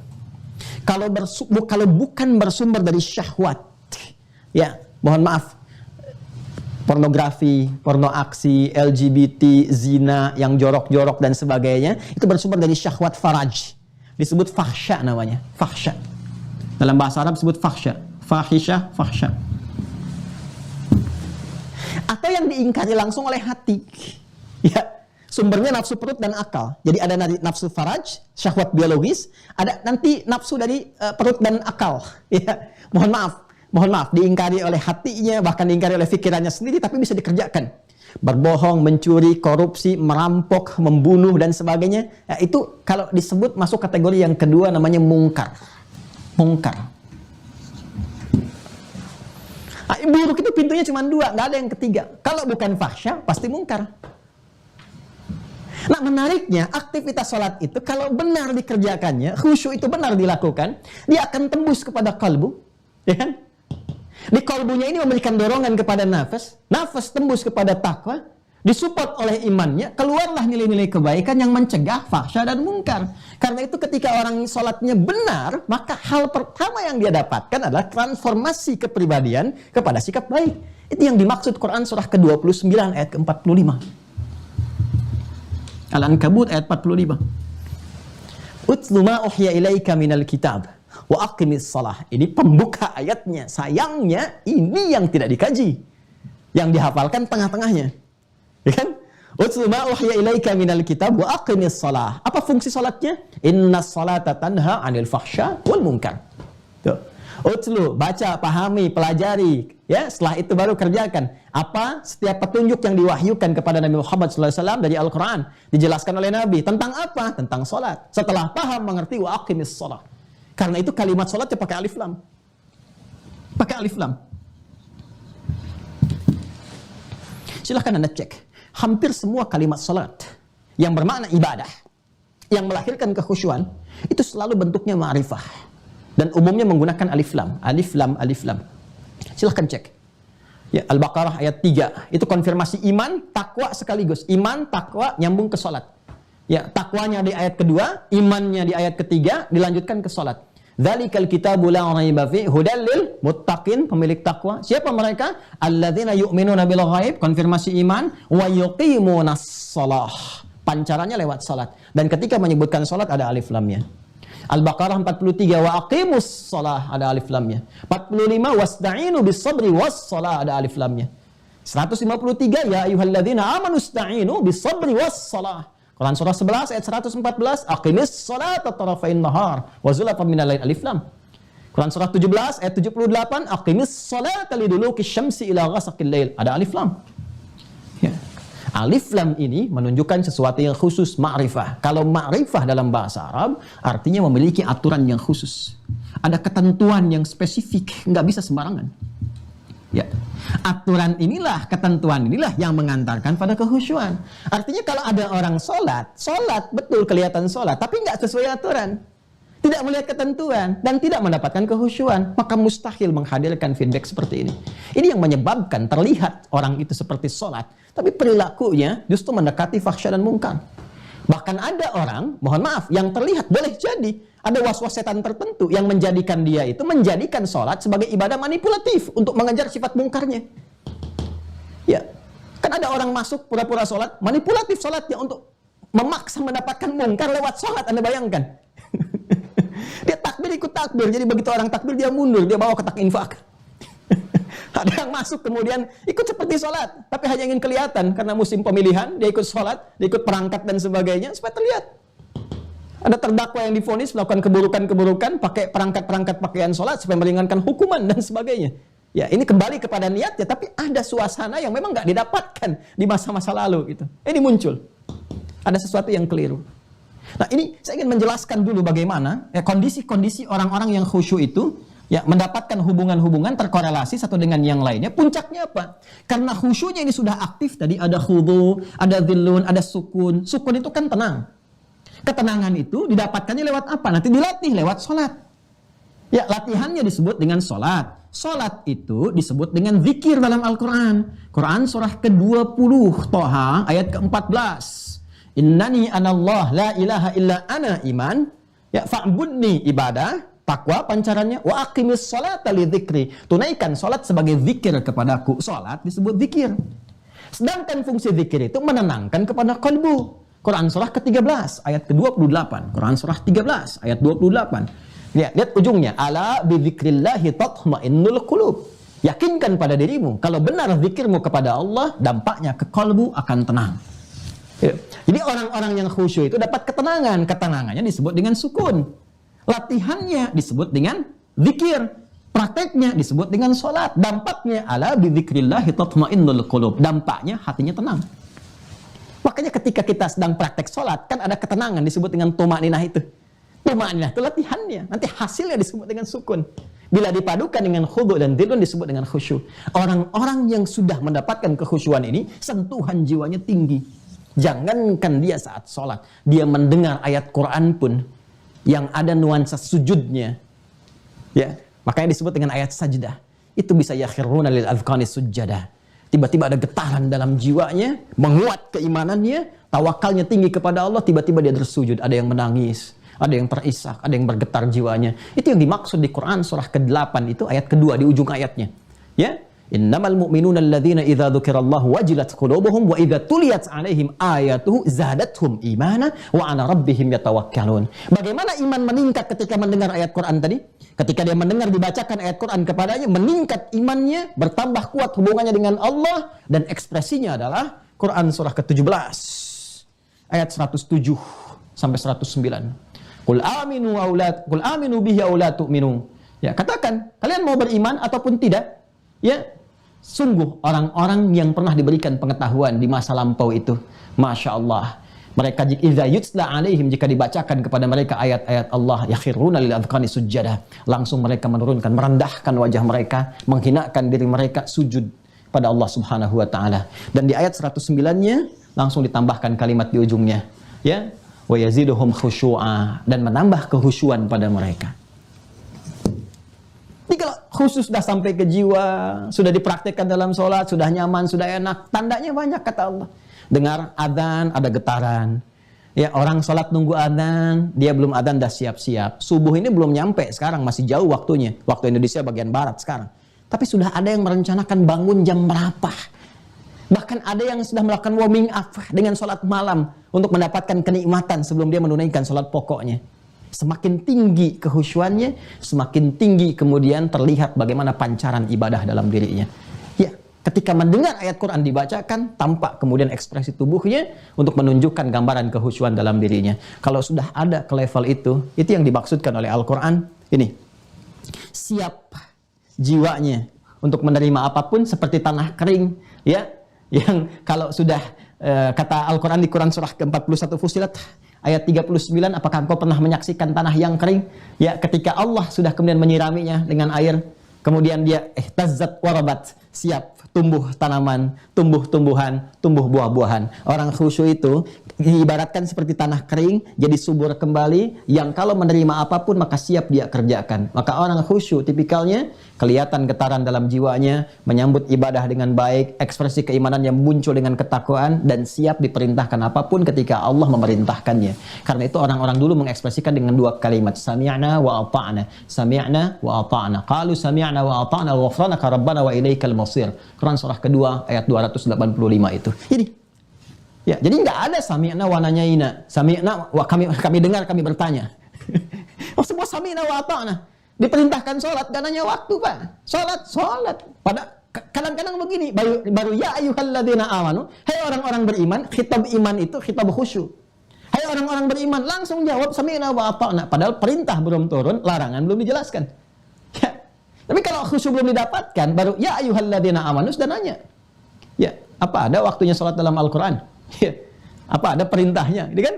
Ini menunjukkan bahwa belum sampai level yang ke tingkat kehusyuan ini. Karena itu, kalaupun terlihat seperti orang sholat, ya bisa melekat dengan kemungkaran atau kefahsyaan, bahkan agamanya sendiri bisa disoal. Ya, ini persoalan. Ya. Nah, saya agak cepat sekali ya, agak cepat.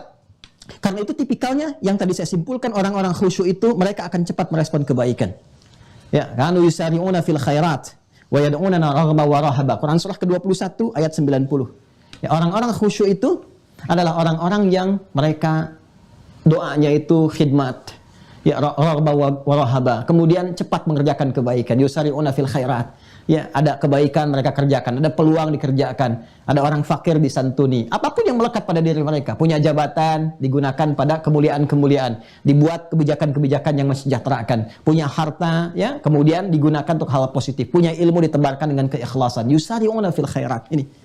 Jadi ada kondisi keimanan pancaran lewat ketakwaan ibadah, ada kondisi respon pancaran iman ketika mendengar ayat-ayat itu, menjadikan dirinya tampak sikap kehusuan, merendah, sujud, dan seterusnya. Ada kesiapan untuk menerima berbagai perintah dan larangan yang Allah kemudian sampaikan. Dan yang terakhir, nampak dalam pancaran semua ekspresi kebaikan dalam dirinya. Jadi, singkatnya orang khusyuk itu pasti baik. Gak ada yang gak baik. Jadi, apapun dia pasti baik. Karena kalimatnya yusari'una fil khairat. Wa kanu lana khasyi'in. Mereka khusyuk. Ya, karena itu jadi orang sholat itu pasti baik. Nggak ada orang sholat itu yang nggak baik, nggak ada. Kalau benar sholatnya. Karena itu Nabi menekankan sejak dini usia 7 tahun, ajarkan yang pertama sholat. Bukan manasik, bukan zakat, bukan puasa. Boleh itu diajarkan, nggak ada masalah. Tapi yang paling pokok itu sholat, kata Nabi itu. Kenapa? Karena ternyata rahasianya, kalau dari kecil diajarkan sholat yang benar, tumbuhlah dia menjadi orang yang punya kepribadian mulia, sebaik-baiknya manusia. Ini yang dimaksudkan ketika dia sudah mulia, sudah bagus dengan tahapan-tahapan ini, maka qad aflahal mu'minun, dia akan menggenggam segala kesuksesan, segala kebahagiaan, jadi apapun dia di dunia. Dan ulaika humul warithun, ayat 11-nya, alladzina yarithunal firdaus hum fiha khalidun. Berdasarkan amal yang telah mereka kerjakan itu, apa saja pekerjaannya, sesuai dengan passion hidupnya, itu berpeluang besar mengantarkan dia pada kenikmatan surga tertinggi. Itu gambaran turunannya. Sekarang pertanyaannya bagian terakhirnya. Ini. Jadi bagaimana sholat yang khusyuk itu? Sikap-sikap tadi itu disebut dengan khasyah yang tadi saya terangkan. Sudah? Ini sudah saya terangkan. Poin 1, 2, 3, 4 sudah selesai. Khusyuk sudah. Khusyuk dengan iman sudah saya terangkan. Kaitan khusyuk dan kebahagiaan selesai. Kaitan khusyuk dengan khasyah sudah. Tadi itu sifat-sifat yang siap menerima perintah Allah, menjauhi larangan disebut khasyah. Ya, ciri ulama, hati-hati nih. Ya, mohon izin sebesar-besarnya hanya menyampaikan risalah Al-Qur'an yang ditegaskan ciri utamanya ya, bukan hanya menguasai berbagai bidang keilmuan, tapi ada pancaran kekhusyuan yang melahirkan khasyah. Quran surah ke-35 Fatir ayat 28. Innama yakhsyallaha min ibadihil ulama. Sungguh yang punya sifat khasyah. Khasyah itu pancaran dari kekhusyuan. Saking dekatnya dengan Allah, takut kalau lisannya berkata yang keliru. Tidak akan mungkin ulama mengeluarkan fatwa yang bertentangan dengan hukum Allah. Ya, tidak akan mungkin melakukan tindakan-tindakan yang bertentangan dengan nilai-nilai kemuliaan. Itu disebut khasyah. Pancaran sifat khusyuk disebut dengan khasyah. Sekarang pertanyaannya dengan cepat, bagaimana cara mendapatkan khusyuk dalam salat? Mohon izin saya minta waktu dulu ke moderator. Mas Mustafa, ini saya sudah lewat 1 jam. Masih boleh nggak? Masih bisa? Baik ya, karena ini bagian intinya nih. Ya, baik, mohon izin ya. Mohon izin, Prof. Din mohon izin teman-teman.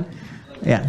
Baik, supaya cepat. Saya menyampaikan ini kurang lebih 1 tahun. Saya harus jadikan dalam waktu 2 jam. Ini saya harus lompat-lompat sedikit ya. Baik. Yuk kita masuk kepada inti praktikalnya. Bagaimana meraih khusyuk dalam salat. Kembali ke Quran, 1. Quran surah ke-2 Al-Baqarah. Kita sudah langsung masuk ke praktek ya. Ayat 45 sampai 46.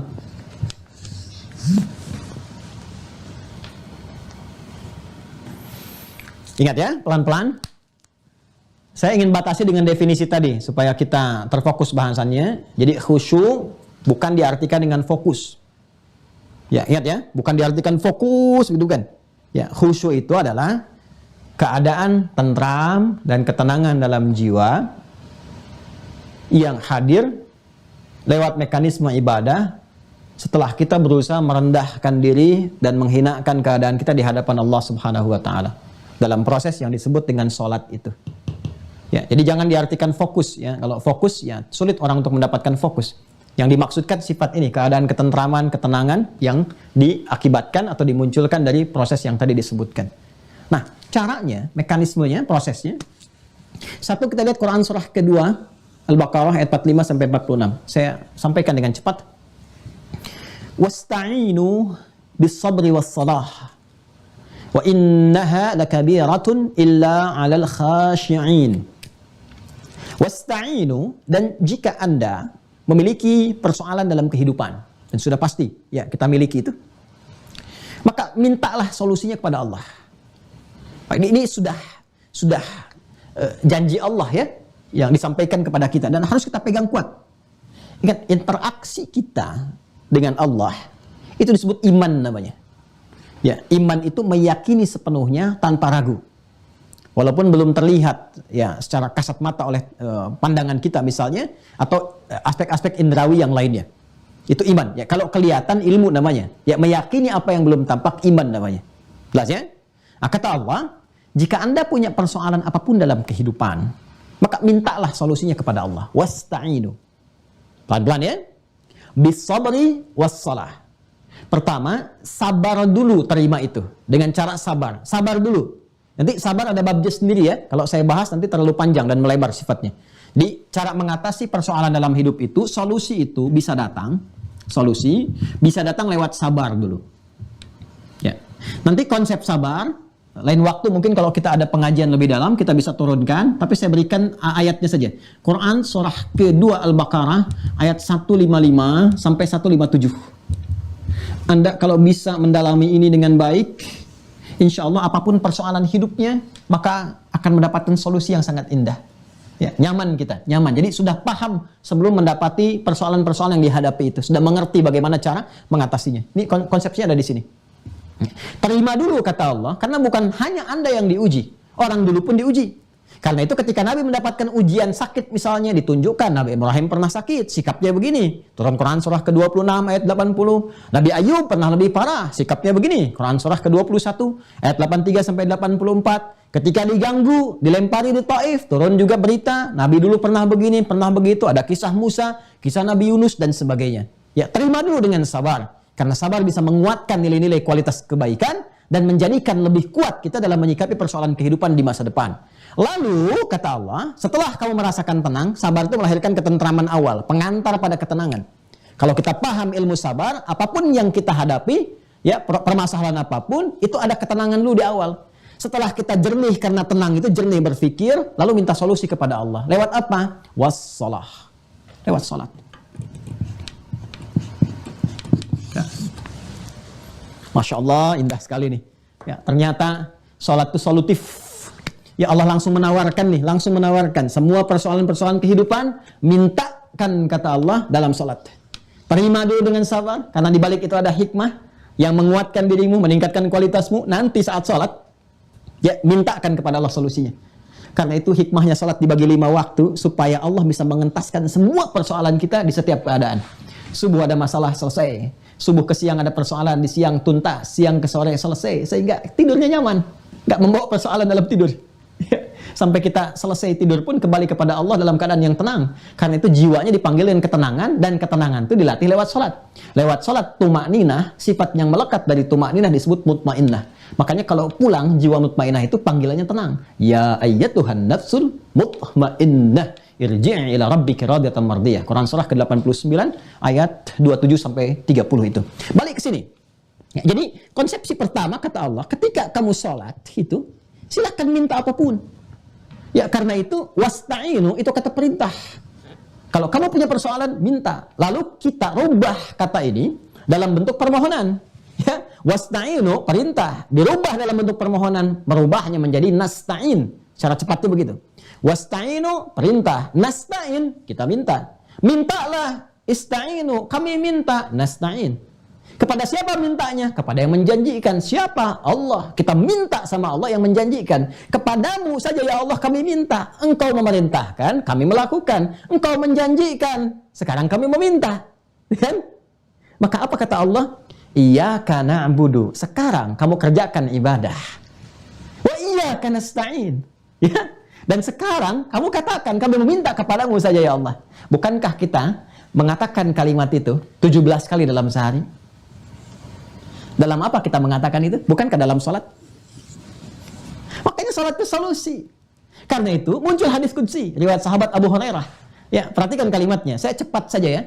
Ya, cepat saja. Qasamtu shalah baini wa baina 'abdi. Kata Allah di hadis qudsi, saya bagi sholat kepada 2 bagian untuk memberikan hak dan kewajiban antara aku dengan hambaku. Wali abdi ma sa'al, dan apapun yang hambaku minta, kalau benar menunaikan kewajibannya, kalau benar dia khusyuk salatnya, kalau benar aku berikan apapun yang dia minta sesuai kebutuhannya. Sesuai kebutuhannya. Allah mengabulkan apa yang dibutuhkan, bukan memberikan apa yang diinginkan. Ingat itu. Ya.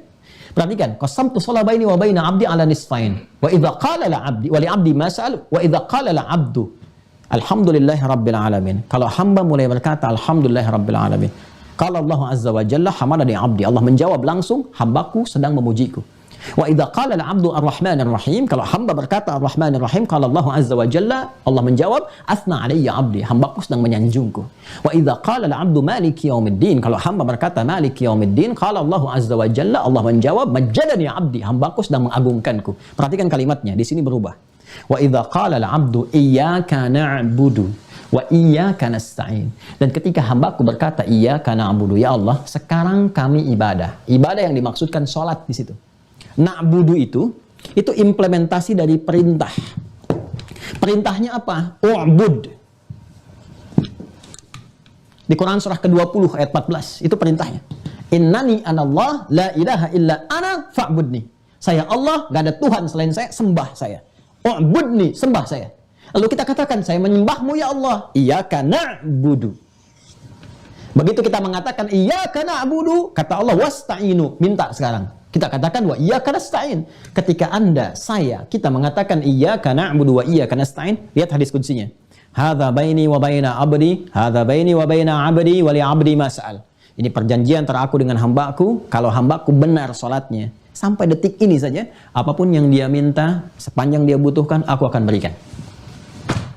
Itu baru berdiri, Pak. Belum khudu dan dhillu. Belum ruku sampai dengan sujud. Baru berdiri. Itulah rahasianya. Kenapa Nabi Zakaria alaihissalam itu sampai menunaikan sholat di mihrabnya Maryam untuk mendapatkan kekhusyuan di tempat itu. Dan memohon di situ kepada Allah hal yang mustahil menurut manusia. Dan dilakukan dalam sholat. Ini rahasia antara kita saja ya. Di malam hari ini. Itu semua Nabi dan Rasul sholat. Semua Nabi dan Rasul. Dan setiap mereka punya hajat sholat. Nabi Musa sholat, Quran surah ke-20 ayat 14. Nabi Isa, Yesus Mesias sholat, Quran surah ke-19 ayat 31. Wa ja'alni mubarakan aynama kuntu wa awsani bis shalah. Nabi Ismail sholat dan meminta keluarganya sholat, Quran surah 19 ayat 55. Wa kana ya'muru ahlahu bis shalah. Nabi Zakaria divonis istrinya monofus dan mandul, mohon maaf, tak mungkin punya keturunan dan minta solusinya lewat sholat. Quran surah ketiga Ali Imran ayat 38 sampai 39. Apa yang terjadi? Begitu minta hunalika da'a Zakaria rabbah. Di mihrabnya Maryam, Zakaria berusaha menunaikan salat, mendapatkan keberkahan dan kehusyuan di dalamnya. Apa yang terjadi? Qala rabbi habli min ladunka dzurriyyatan thayyibah innaka sami'ud du'a. Ya Allah, mereka mengatakan semua aku enggak mungkin punya keturunan. Maka aku memohon kepadamu yang tidak punya batas dalam pemberian. Al-Asmaul Husna. Sifat Wahhab, habli. Berikan kepadaku ya Allah darimu yang tidak punya batas dalam pemberian. Engkau pasti mengabulkan doaku. Kalau pada yang maha mendengar dan maha menjawab doa tidak mengabulkan, kepada siapa lagi aku mesti memohon? Apa yang terjadi? Perhatikan jawabannya di ayat 39. Fanadathul malaikatu wa huwa qa'imun yusalli fil mihrab. Turun malaikat langsung membawa informasi, menyeru, menyampaikan doamu dikabulkan. Sedangkan beliau masih berdiri dalam sholat, belum selesai sholatnya. Anda bayangkan. Jadi kekhusyuan dalam sholat itu, dahsyatnya khusyuk, kita meminta dalam berdiri saja, itu bisa dikabulkan walaupun sholatnya belum selesai. Ya, annallaha yubasyiruka bi Yahya. Allah kasih kabar, kamu akan punya anak, namanya Yahya. Langsung dikasih oleh Allah namanya. Ya, yang mustahil menurut manusia, lahir dari rahim seorang perempuan, yang divonis monopos dan mandul, bayi yang hidup, kata Allah, jadi dan hidup dia. Yang paling dahsyat terjadinya saat berdiri dalam sholat. Beliau Nabi, Rasul, minta kepada Allah, berdiri dalam sholat dikabulkan. Umatnya Nabi Muhammad mendapatkan keberkahan dari kemuliaan Nabinya, ketakwaannya, kemuliaannya, pancarannya sampai ke kita. Azizun alaihi ma'anittum, harisun alaikum bil mu'minina ra'ufur rahim. Bil mu'minina ra'ufur rahim. Memohon kepada Allah untuk umatnya. Apa yang terjadi? Nabi Zakaria sholat minta dikabulkan. Umat Nabi Muhammad dibuka, dilapangkan oleh Allah 5 kali dalam sehari. Yang pokoknya 17 kali kita minta. Minta apa? Bukankah saat berdiri kita mengatakan iyyaka na'budu wa iyyaka nasta'in? Ini kalau khusyuk terjawab. Tapi kata Allah nggak mudah untuk mendapatkan ini. Wa innaha lakabiratun illa 'alal khashiyin. Kecuali bagi orang khusyuk. Khusyuk dapat bonus. Selain ada pancaran tadi, doa cepat dikabulkan. Nah, bagaimana cara mendapatkan khusyuk ini ya Allah? Kata Allah nggak mudah. Nggak mudah. Karena saat yang bersamaan nanti ada setan yang menggoda. Ya, setan nggak pengen, Pak. Setan sudah mengajukan proposal kepada Allah. Untuk menunjukkan kesombongannya. Aku lebih hebat dibandingkan dengan Adam. Quran surah ke-7 ayat 12. Kan? Ana khairum minhu khalaqtani min narin wa khalaqtahu min tin. Qala ma mana'aka alla tasjud idza martuk? Qala ada khairum minhu khalaqtani min narin wa khalaqtahu min tin. Dia ingin buktikan dia lebih hebat dibandingkan dengan Adam. Dia mengajukan proposal, ingat ini agak ilmiah tapi dalam ya dan cepat. Dia mengajukan permohonan kepada Allah supaya ikut serta ke tempat Adam berdinas, bertugas di muka bumi ini dan mengajukan kepada Allah supaya diberikan peluang menggoda di bagian fujur ini.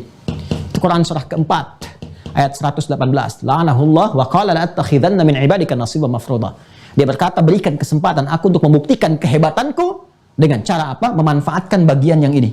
Katalisnya takwa itu dia jadikan berdiri sendiri. Supaya tidak mengkatalis ke takwa dan berdiri sendiri. Ini kan lawannya nih. Tadi masih ingat? Di sini ada jujur, di sini ada dusta. Di sini ada sabar, di sini ada marah. Di sini ada tawadhu, di sini ada sombong. Nah, harusnya ke sini fungsinya. Sebagai katalis mempercepat. Tapi dia putus jalur ini. Dia berikan was-was ke sini. Ya, dia berikan was-was supaya berdiri sendiri. Kalau dia berdiri sendiri, tidak mensupport ini, menekan takwa, naik fujur ini yang menjadikan nafas ini terkontaminasi oleh sifat-sifat negatif. Ada elektron di sini. nyebar nih. Ya, ini yang mempengaruhi ini sehingga pancaran dari nafas bahasa kita ini nafsu, memancarkan sifat-sifat buruk yang tadinya bagus jadi buruk karena was-was setan. Ini yang dimaksud Quran surah ke-12 Yusuf di ayat 53. Wa ma ubarri'un nafsi innan nafsa la ammaratum bisu. Kita nggak bisa menjadikan diri kita suci karena di dalamnya ada apa? Ada fujur yang diberikan was-was oleh setan. Ya kan? Dan kalau sudah berdiri sendiri dia memerintahkan kepada keburukan, su itu buruk. Ya, salah lawan dari kata saleh. Dari mana setan masuknya? Dari sini pintunya nih, dari sadrun masuk ke sini, ke was-was. Itu yang disebutkan di surah An-Nas, alladzi waswisu fi sudurin nas. Ini yang menjadikan kita dalam sholat itu megang ini nih, itu hikmahnya, ya nilai falsafahnya itu, ya nilai dasarnya kaitan dengan ini, itu makna terdalamnya adalah menjaga diri kita. Jangan sampai dalam keseharian kita dimanfaatkan oleh setan. Kena was-was untuk berbuat buruk, itu latihan dalam sholat. Jangan dikira bacaan dan gerakan sholat itu ada maknanya. Nanti bab yang lain, ada kurikulum lain. Semua dari awal sampai akhir, semua gerakan dan bacaan itu ada maknanya semua. Ada artinya. Itulah sebabnya kita melakukan telapak tangan. Kenapa menutup yang kiri? Kanan itu kan visualisasi kebaikan. Kiri gambaran dari keburukan. Kenapa kiri diletakkan lebih dulu di sadrun dan ditutup dengan kanan? Memberikan kesan bahwa manusia yang tidak mampu menjaga kolbunya, sehingga diberikan was-was, longgar was-was untuk setan menggodanya, itu lebih cepat, banyak terpengaruh, terprovokasi berbuat keburukan, sehingga nampak pancaran keburukan-keburukan dalam dirinya. Maka segera tutup dengan yang baik. Ini maknanya, ini hikmahnya. Tutupi keburukan dengan kebaikan. Jaga jiwamu itu, jaga kolbunya. Ini yang dimaksud hadis Nabi, di Al-Arba'in itu nomor hadis yang ke-6. Wa inna fil jasadi mudghatan, ala wa inna fil jasadi mudghatan, idza salahal jasadu kullu, wa idza fasadal jasadu kullu, ala wa hiyal qalbu. Ketahuilah dalam diri kita itu ada satu bagian yang kalau Anda bisa menjaganya, maka baik semua bagian ekspresi tubuh. Kalau tak mampu menjaganya, rusak, dia rusak sebuah bagian ekspresi tubuh. Ala wahiyal qalbu, itulah qalbu. Kita jaga, kita tutup. Ini yang dimaksud Quran surah ke-11 ayat 114 ketika turun. Aqimis salata tarafain nahar wa zulafan minal lail innal hasanati yudhibnas sayyi'at. Ayat ini turun ketika ada seseorang berkonsultasi, berbuat jelek, pengen dihukum. Maka turunlah perintah dengan turun ayat ini mengatakan kalau kamu mengerjakan yang baik, kerjakan yang baik untuk menutup yang burukmu.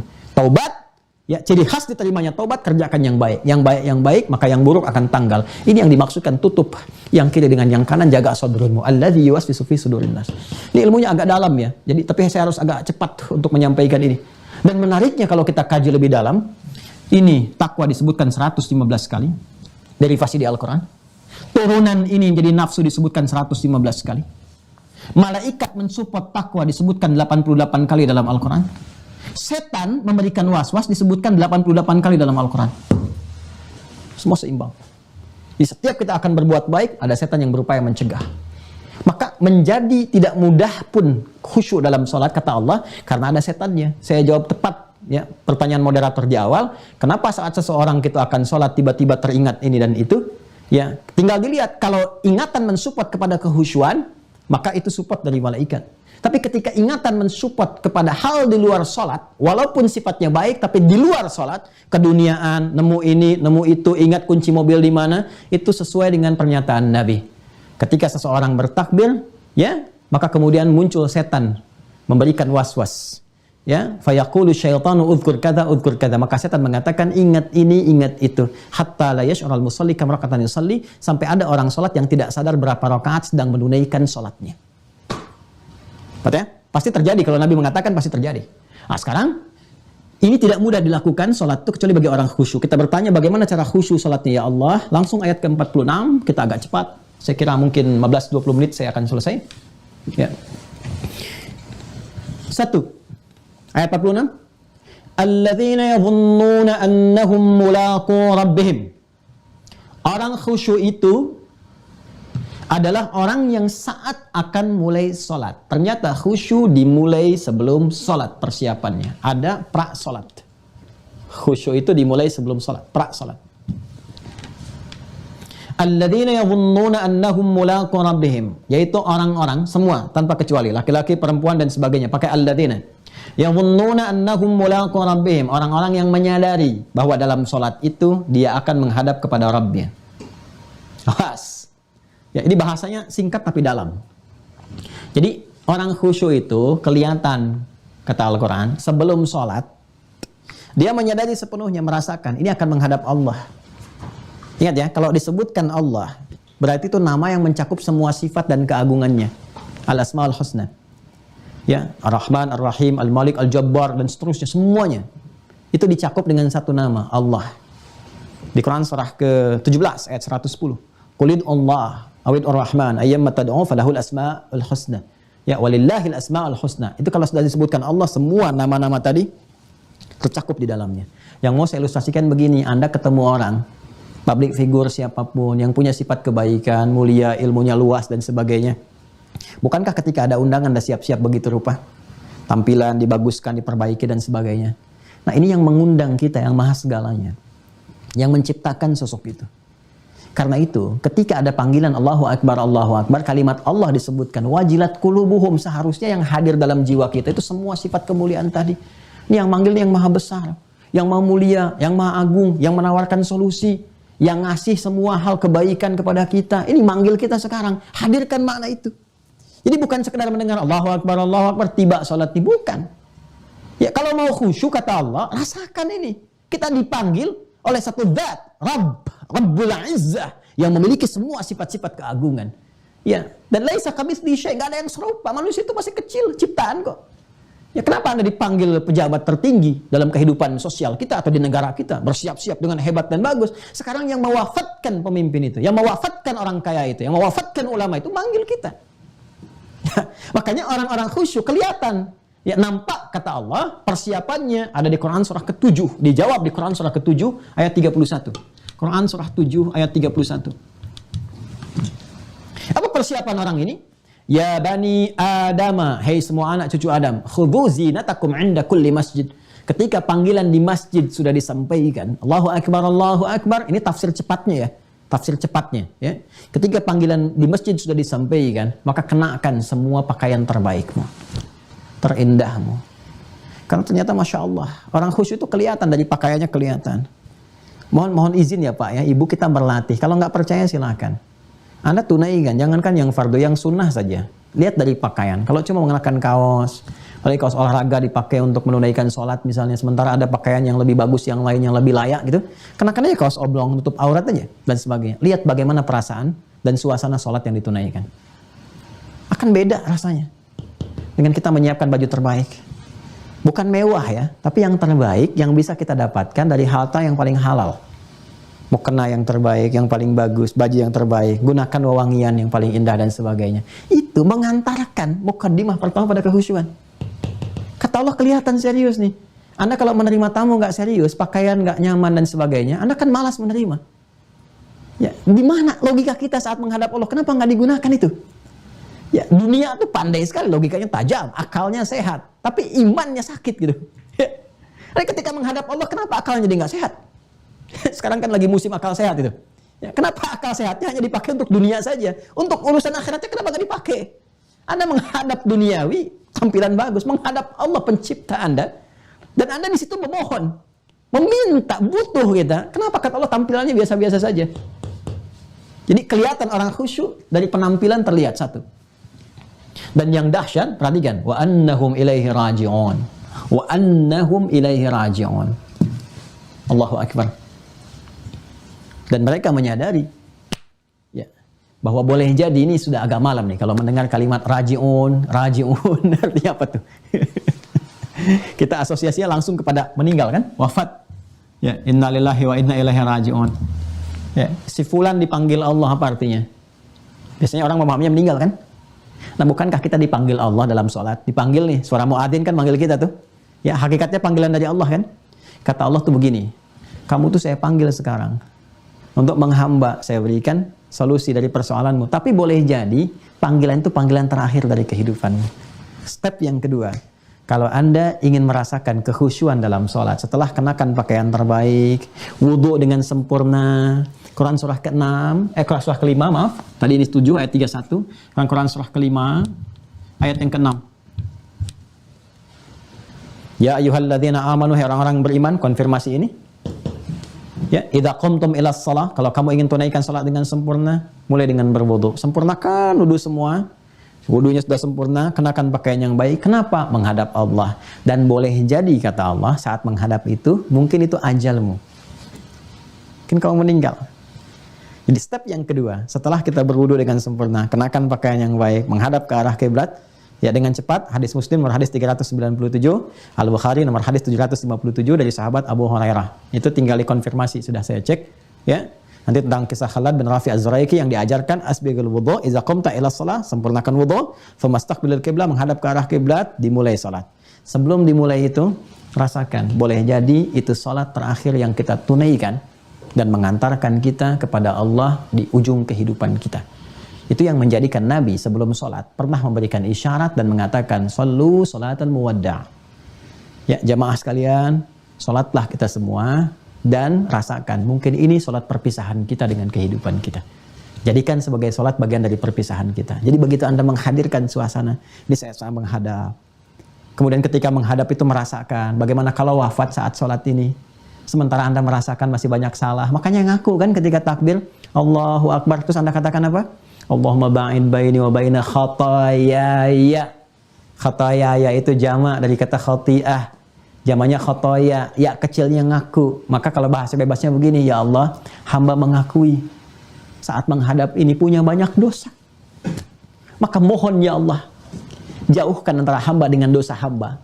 Ya kalaupun di akhirat nanti akan ditampakkan, wa may ya'mal mithqala dzarratin khairan yarah, wa may ya'mal mithqala dzarratin syarran yarah. Mohon ya Allah, jauhkan hamba dari kesalahan itu sejauh-jauhnya seperti Engkau jauhkan antara timur dengan barat.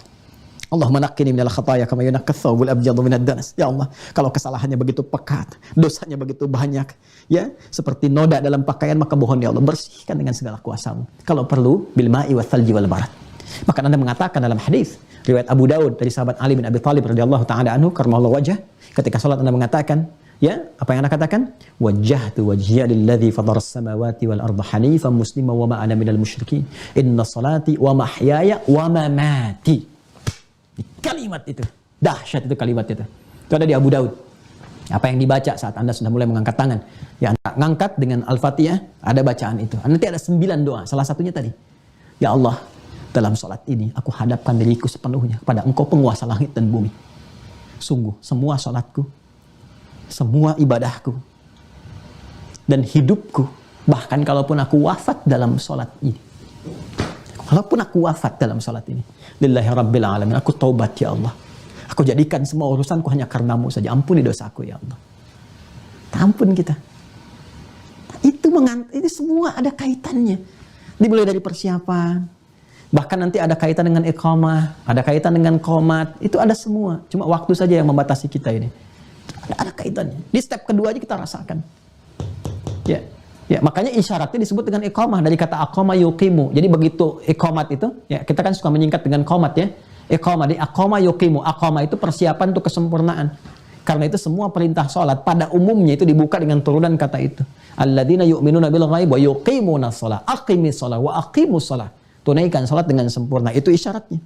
Kalau dikerjakan, berubah jadi qama yaqumu. Idza qumta ila shalah. Kalau sudah siap mengerjakan, ada isyarat. Isyaratnya iqamah. Allahu Akbar, Allahu Akbar. Begitu disebutkan Allah, hati yang khusyuk sudah siap. Karena dalam wudu sudah dilatih. Wudu kan pembuka taubat sebelum sholat. Makanya kalau wudunya benar, hatinya sudah mulai terbuka, siap untuk khusyuk. Karena itu setelah wudu, selesaikan doanya doa taubat. Asyhadu an la ilaha illallah, asyhadu anna Muhammadar Rasulullah, konfirmasi iman. Allahumma ja'alni minat tawabin. Ya Allah, jadikan aku termasuk orang taubat. Makanya ketika Anda berdoa setelah wudu itu terbuka cawan hatinya, siap menerima, kemudian isyarat dalam sholat, begitu Allahu Akbar, getaran dalam jiwa, ya Allah akan menghadap nih. Gimana kalau wafat dalam sholat ini? Sudah siap kemudian bekalnya kah? Bagaimana akhir kehidupannya kah? Ya kan? Maka bersiap, khusyuk, setelah la ilaha illallah itu sudah ada yang mulai menangis. Abu Bakar As-Siddiq itu kalau sudah begitu sudah mulai menangis. Makanya nggak kuat kalau jadi imam, karena saat takbir sudah berurai air mata, dan sebagainya. Nah, ini step yang kedua. Ya, step yang ketiga, terakhir, saya batasi di sini saja. Ya, kadang-kadang mohon maaf, rakaat pertama begitu, walaupun subuh cuma 2 rakaat. Rakaat pertama nangis-nangis, rakaat kedua ingat handphone belum dijawab, ada miss call, WA belum dibalas. Ya, hari ini ingat ada pengajian, kurikulumnya ini. Itu rakaat kedua bisa begitu, bahkan bisa gagal fokus. Ya, fokus ingat maksudnya sampai berapa rakaat dia sedang sholat. Maka step yang terakhir, bagiannya apa? Ada di Quran surah ke-29. Dan ini penutupnya. Ayat 45. Ini rahasianya. Ini masih pra sholat, tapi diterapkan dalam sholat. Ya, apa kata Al-Quran? Utlu. Ini fase sebelum salat. Utlu ma uhya ilaika minal kitab wa aqimis salah. Utlu, kalau Anda buka terjemahan, itu selalu diterjemahkan dengan bacalah. Padahal ada dua kata yang berbeda diterjemahkan dengan terjemah sama dalam terjemahan, yaitu Iqra, wahyu pertama, Quran surah 96 ayat 1, Iqra bismi rabbikal ladzi khalaq. Iqra itu diartikan bacalah di terjemahan. Tapi kalau Anda buka Quran surah ke-29, Al-Ankabut ayat 45, itu utslu kalimatnya. Tapi terjemahannya sama tuh, bacalah. Nah, ini perbedaan terjemah dengan tafsir. Ya, terjemah mewakili keumuman makna, tafsir detil dari apa yang diutarakan, dari kata yang diungkapkan. Kalau ada qiraah, ikra, itu dari kata qiraah, qara'a yaqra'u, itu artinya membaca sesuatu tanpa menuntut adanya pemahaman. Jadi mau paham, mau tidak, Anda tidak dituntut, yang penting baca. Tapi kalau utslu, dia dari kata tilawah. Tilawah. Tala yatslu tilawatan, yang punya tiga arti. Satu, baca. Kedua, pahami apa yang dibaca, paham. Ketiga, amalkan, kerjakan apa yang telah dipahami itu. Ini ada tiga komponen, baca, paham, amalkan. Dan menariknya, wahyu pertama yang diturunkan, itu kalimatnya ikra, mengonfirmasi kata qiraah. Ya, kenapa katanya ikra bukan utslu? Ini untuk menguatkan sifat ummi Rasulullah. Litakidi ummiyati, ya, Sayyidina Muhammad sallallahu alaihi wasallam, untuk menguatkan sifat ummi Nabi yang memang nggak bisa baca, nggak bisa nulis. Jadi jangankan paham, baca aja nggak bisa. Makanya kalau ayatnya mengatakan utslu, itu keliru konteks. Ya, karena itu Allah menegaskan sifat umminya Nabi, ikra, karena Nabi itu jangankan paham, baca pun nggak mampu. Ya, makanya ikra. Tapi setelah dibimbing oleh malaikat, diberikan kekuatan dalam jiwanya, dilapangkan, diberikan kekuatan untuk mendapatkan Quran dengan cepat. Quran surah 75 ayat 16 sampai 18 itu kan terkumpul 12 tahun tuh. Ya, 3 tahun pendahuluan, kemudian 10 tahun mulai bertahap di Mekah itu. Pada tahun yang ke-9, artinya 12 tahun, 9 tambah 3 12. Kan dakwah terbuka 10 tahun.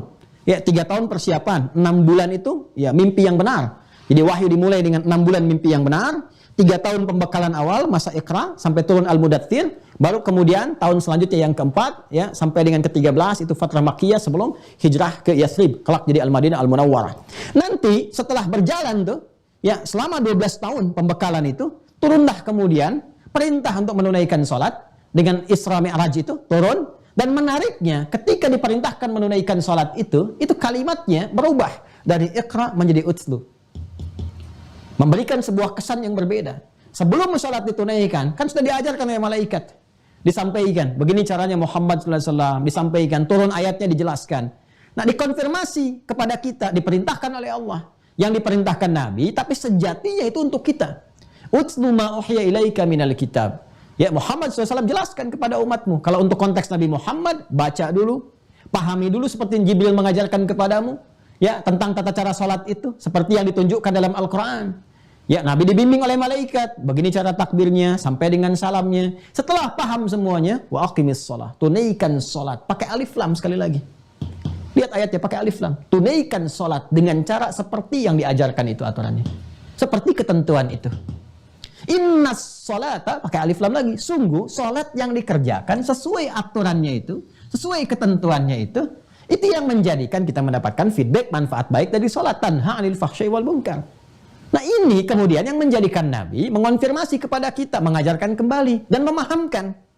Makanya perkara sholat ini ketat. Zaman Nabi itu kejadian di awal hijrah ke Yathrib, ya, kelak jadi Al-Madinah Al-Munawwarah, Nabi masuk tuh ke Masjid Nabawi, yang sekarang disebut Masjid Nabawi. Itu ada di kisahnya di Al-Bukhari. Al-Bukhari nomor hadis 757. Di hadis Muslim dikonfirmasi dengan redaksi yang sama. Nomor hadis 397. Ini insya Allah sama. Ya, saya sudah sering mengajarkan, ya. Kisahnya, rawinya sahabat Abu Hurairah. Sahabat Abu Hurairah. Orang yang mengalami tentang pendidikan ini namanya Khalad bin Rafi' Az-Zuraiqi. Khalad bin Rafi'. Di bagian terakhir kita, Az-Zuraiqi. Nabi masuk ke masjid. Dakhala Nabi sallallahu alaihi wasallam al-masjidah. Nabi masuk SAW ke masjid. Fadakhala rajulun, maka di belakangnya ya, ngintil, ngikut, ya, laki-laki masuk. Ya, fasalla, maka dia salat, laki-laki itu salat. Wan Nabi sallallahu alaihi wasallam fi nahiyatin ukhra minal masjid. Nabi di sisi yang lain.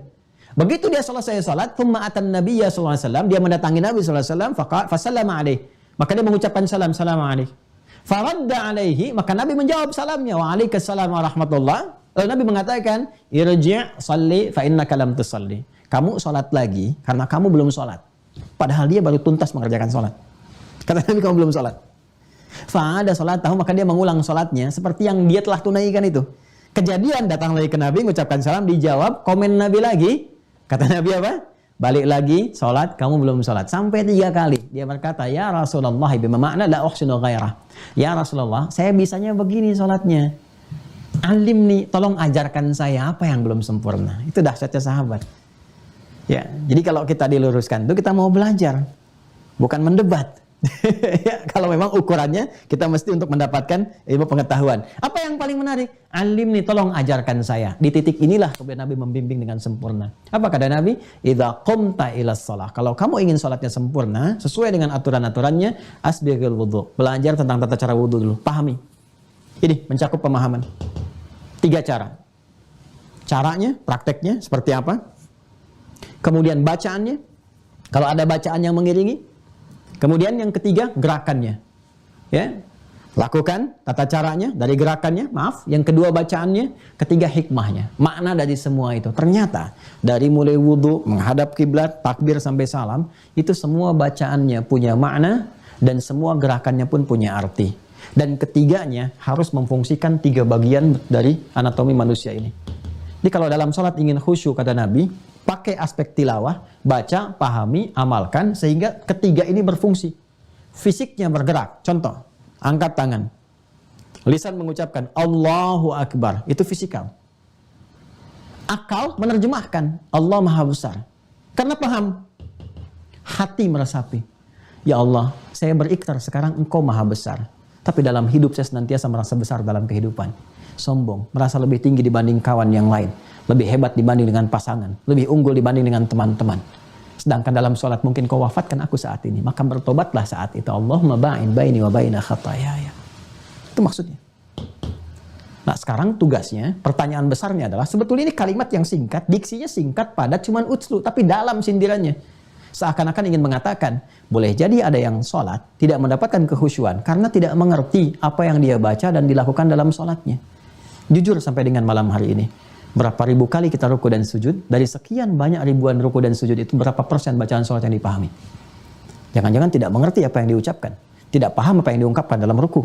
Bagaimana kita bisa mendapatkan kehusyuan kalau tidak mengetahui dan tidak paham apa yang dilakukan? Bukankah untuk dunia saja kita melakukan, ya mohon maaf, ada training, ada pendidikan dari mulai TK sampai luar biasa S1, S2, S3. Ada seminar, stadium general hanya untuk melahirkan sesuatu karya duniawi yang sifatnya sementara. Kenapa untuk yang sifatnya abadi kita tidak harus menghadirkan semua makna tadi? Ya, seharusnya lebih effort kita kepada sholat ini dibandingkan dengan turunan-turunan dunia. Karena ternyata kesuksesan dunia pun sumbernya berasal dari kehusyuan ini. Ya, jadi kesimpulannya, kalau ingin mendapatkan kehusyuan, maka dimulai dari pra-sholat. Persiapkan diri kita dengan mengenakan tampilan yang baik. Rasakan bahwa kita akan menghadap Allah dengan segala kekuasaannya. Dan mungkin kita wafat pada saat itu. Lalu kemudian persiapkan diri kita untuk memahami dulu bacaan-bacaan, gerakan-gerakan sholat dari awal sampai akhir. Semua ada hikmah. Kenapa tangan begini, kenapa diangkatnya segini, kenapa ada yang di sini, kenapa ngangkat ke belakang. Itu ada maknanya semua. Ada artinya semua. Dan kita ada referensi kitab-kitabnya. Banyak sekali. Ada nadharat fi ma'ani salat, ada asrar salat dan seterusnya. Itu banyak sekali. Sampai dengan selesai, sampai dengan salam. Itu yang berhasil mentransformasikan orang-orang jahiliyah menjadi khairu ummah yang langsung pengakuannya datang dari Allah Subhanahu wa taala dengan turunnya Quran surah ketiga Ali Imran ayat 110. Kuntum khaira ummatin ukhrijat lin-nasi ta'muruna bil ma'ruf wa tanhauna 'anil munkar wa tu'minuna billah. Kalian adalah orang-orang yang sejati yang telah berhasil mentransformasikan diri dari jahiliyah menjadi umat terbaik. Kalianlah umat terbaik yang pernah dilahirkan di kalangan manusia yang berkehidupan, yang cirinya adalah ta'muruna bil ma'ruf wa tanhauna 'anil munkar. Al-ma'ruf, ta'muruna bil ma'ruf, ya, al-amru bil ma'ruf dan nahyu 'anil munkar, itu ciri khas ini. bagian dari amalan. Sumbernya sholat. Tapi sumber dasarnya, wa tu'minuna billah, mengonfirmasi sholat yang ditunaikan karena iman. Karena itulah sholat khusyuk bukan sholat biasa, tapi sholat yang didorong oleh iman. Dan di Quran surah kedua Al-Baqarah ayat 143, sholat kalimatnya disebut dengan iman. Wa ma kana Allahu liyudhi'a imanakum. Dan tidaklah Allah akan menyia-nyiakan sholat yang dikerjakan karena iman kalian, karena kekhusyuan kalian. Saya kira ini yang saya sampaikan sesuai dengan apa yang tadi saya janjikan. Ya, kurang lebih 20 menit kita berhenti, sekarang sudah pas jam 10. Mohon maaf kalau ada tambahan-tambahan karena memang saya harus melakukan akselerasi dan juga lompatan-lompatan dalam penyampaian yang sejatinya ini ada kurikulum. Jadi kalau di Orbiters juga mau ikut, kalau teman-teman di YouTube kita ada kajian Mira itu yang setiap subuh jam 5 sampai dengan jam 7 kurang lebih hampir 2 jam. Itu sekarang sudah masuk ke fase pembahasan sholat. Dan kita bahas detail. Ya, kemarin sudah dibahas dari filosofisnya, makna filosofi dari sholat, kaitan ibadah dengan akidah sampai ke wudhu, bahasan terakhir wudhu. Nah, besok itu akan masuk ke dalil, nanti menghadap kiblat sampai dengan selesai. Dan itu satu pembahasan itu bisa sampai 2 jam. Jadi kalau kita mau bahas pun sampai subuh ini belum tentu selesai, Prof. Mohon izin. Jadi kita saya kira cukupkan sampai di sini dulu untuk pengantar yang bisa saya sampaikan. Mudah-mudahan bisa tertangkap dengan baik, bisa dipahami dan semoga kita diberkahi oleh Allah Subhanahu wa taala. Demikian yang saya bisa sampaikan. Mohon maaf kalau ada sesuatu yang kurang berkenan atau kurang baik dalam penyampaian. Semoga Allah bisa memberikan kesempurnaan dari kebaikan-kebaikan. Jazakumullah khair. Assalamualaikum warahmatullahi wabarakatuh. Gimana, Prof? Apa itu Mira? Oh, Mira itu Ma'had Islam Rafiah Akhyar.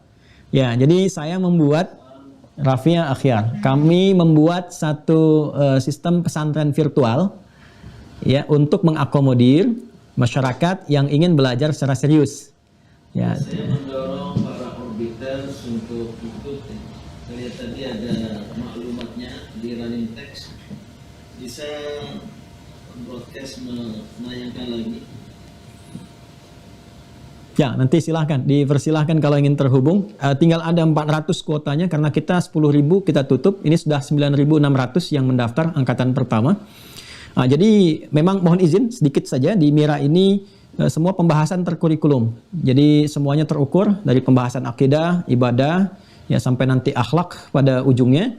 Lalu nanti ada yang formalnya, formal di offline dalam bentuk pesantren. Itu yang sekarang sedang akan kita bangun. Bulan depan sudah akan berproses. Ya. Jadi kalau Bapak Ibu mau ikut virtual itu boleh dan juga menyimak juga boleh. Ada YouTube-nya juga, YouTube Mira Institute. Ya logonya logo Mira nanti bisa dilihat. Nanti di situ bisa belajar. Videonya tidak ada iklan, nggak ada potongan, jadi langsung dari awal sampai akhir. Sudah ada kurang lebih 70 sesi video. Kalau Anda mau memulai dari pembahasan awal sampai terakhir. Pembahasannya nanti mencakup sisi ontologi, epistemologi, aksiologinya. Jadi dari mulai dasar filosofisnya apa, ya sampai penjabaran logika, sampai juga ke dalil-dalil nakli. Saya kira itu, Prof. Terima kasih.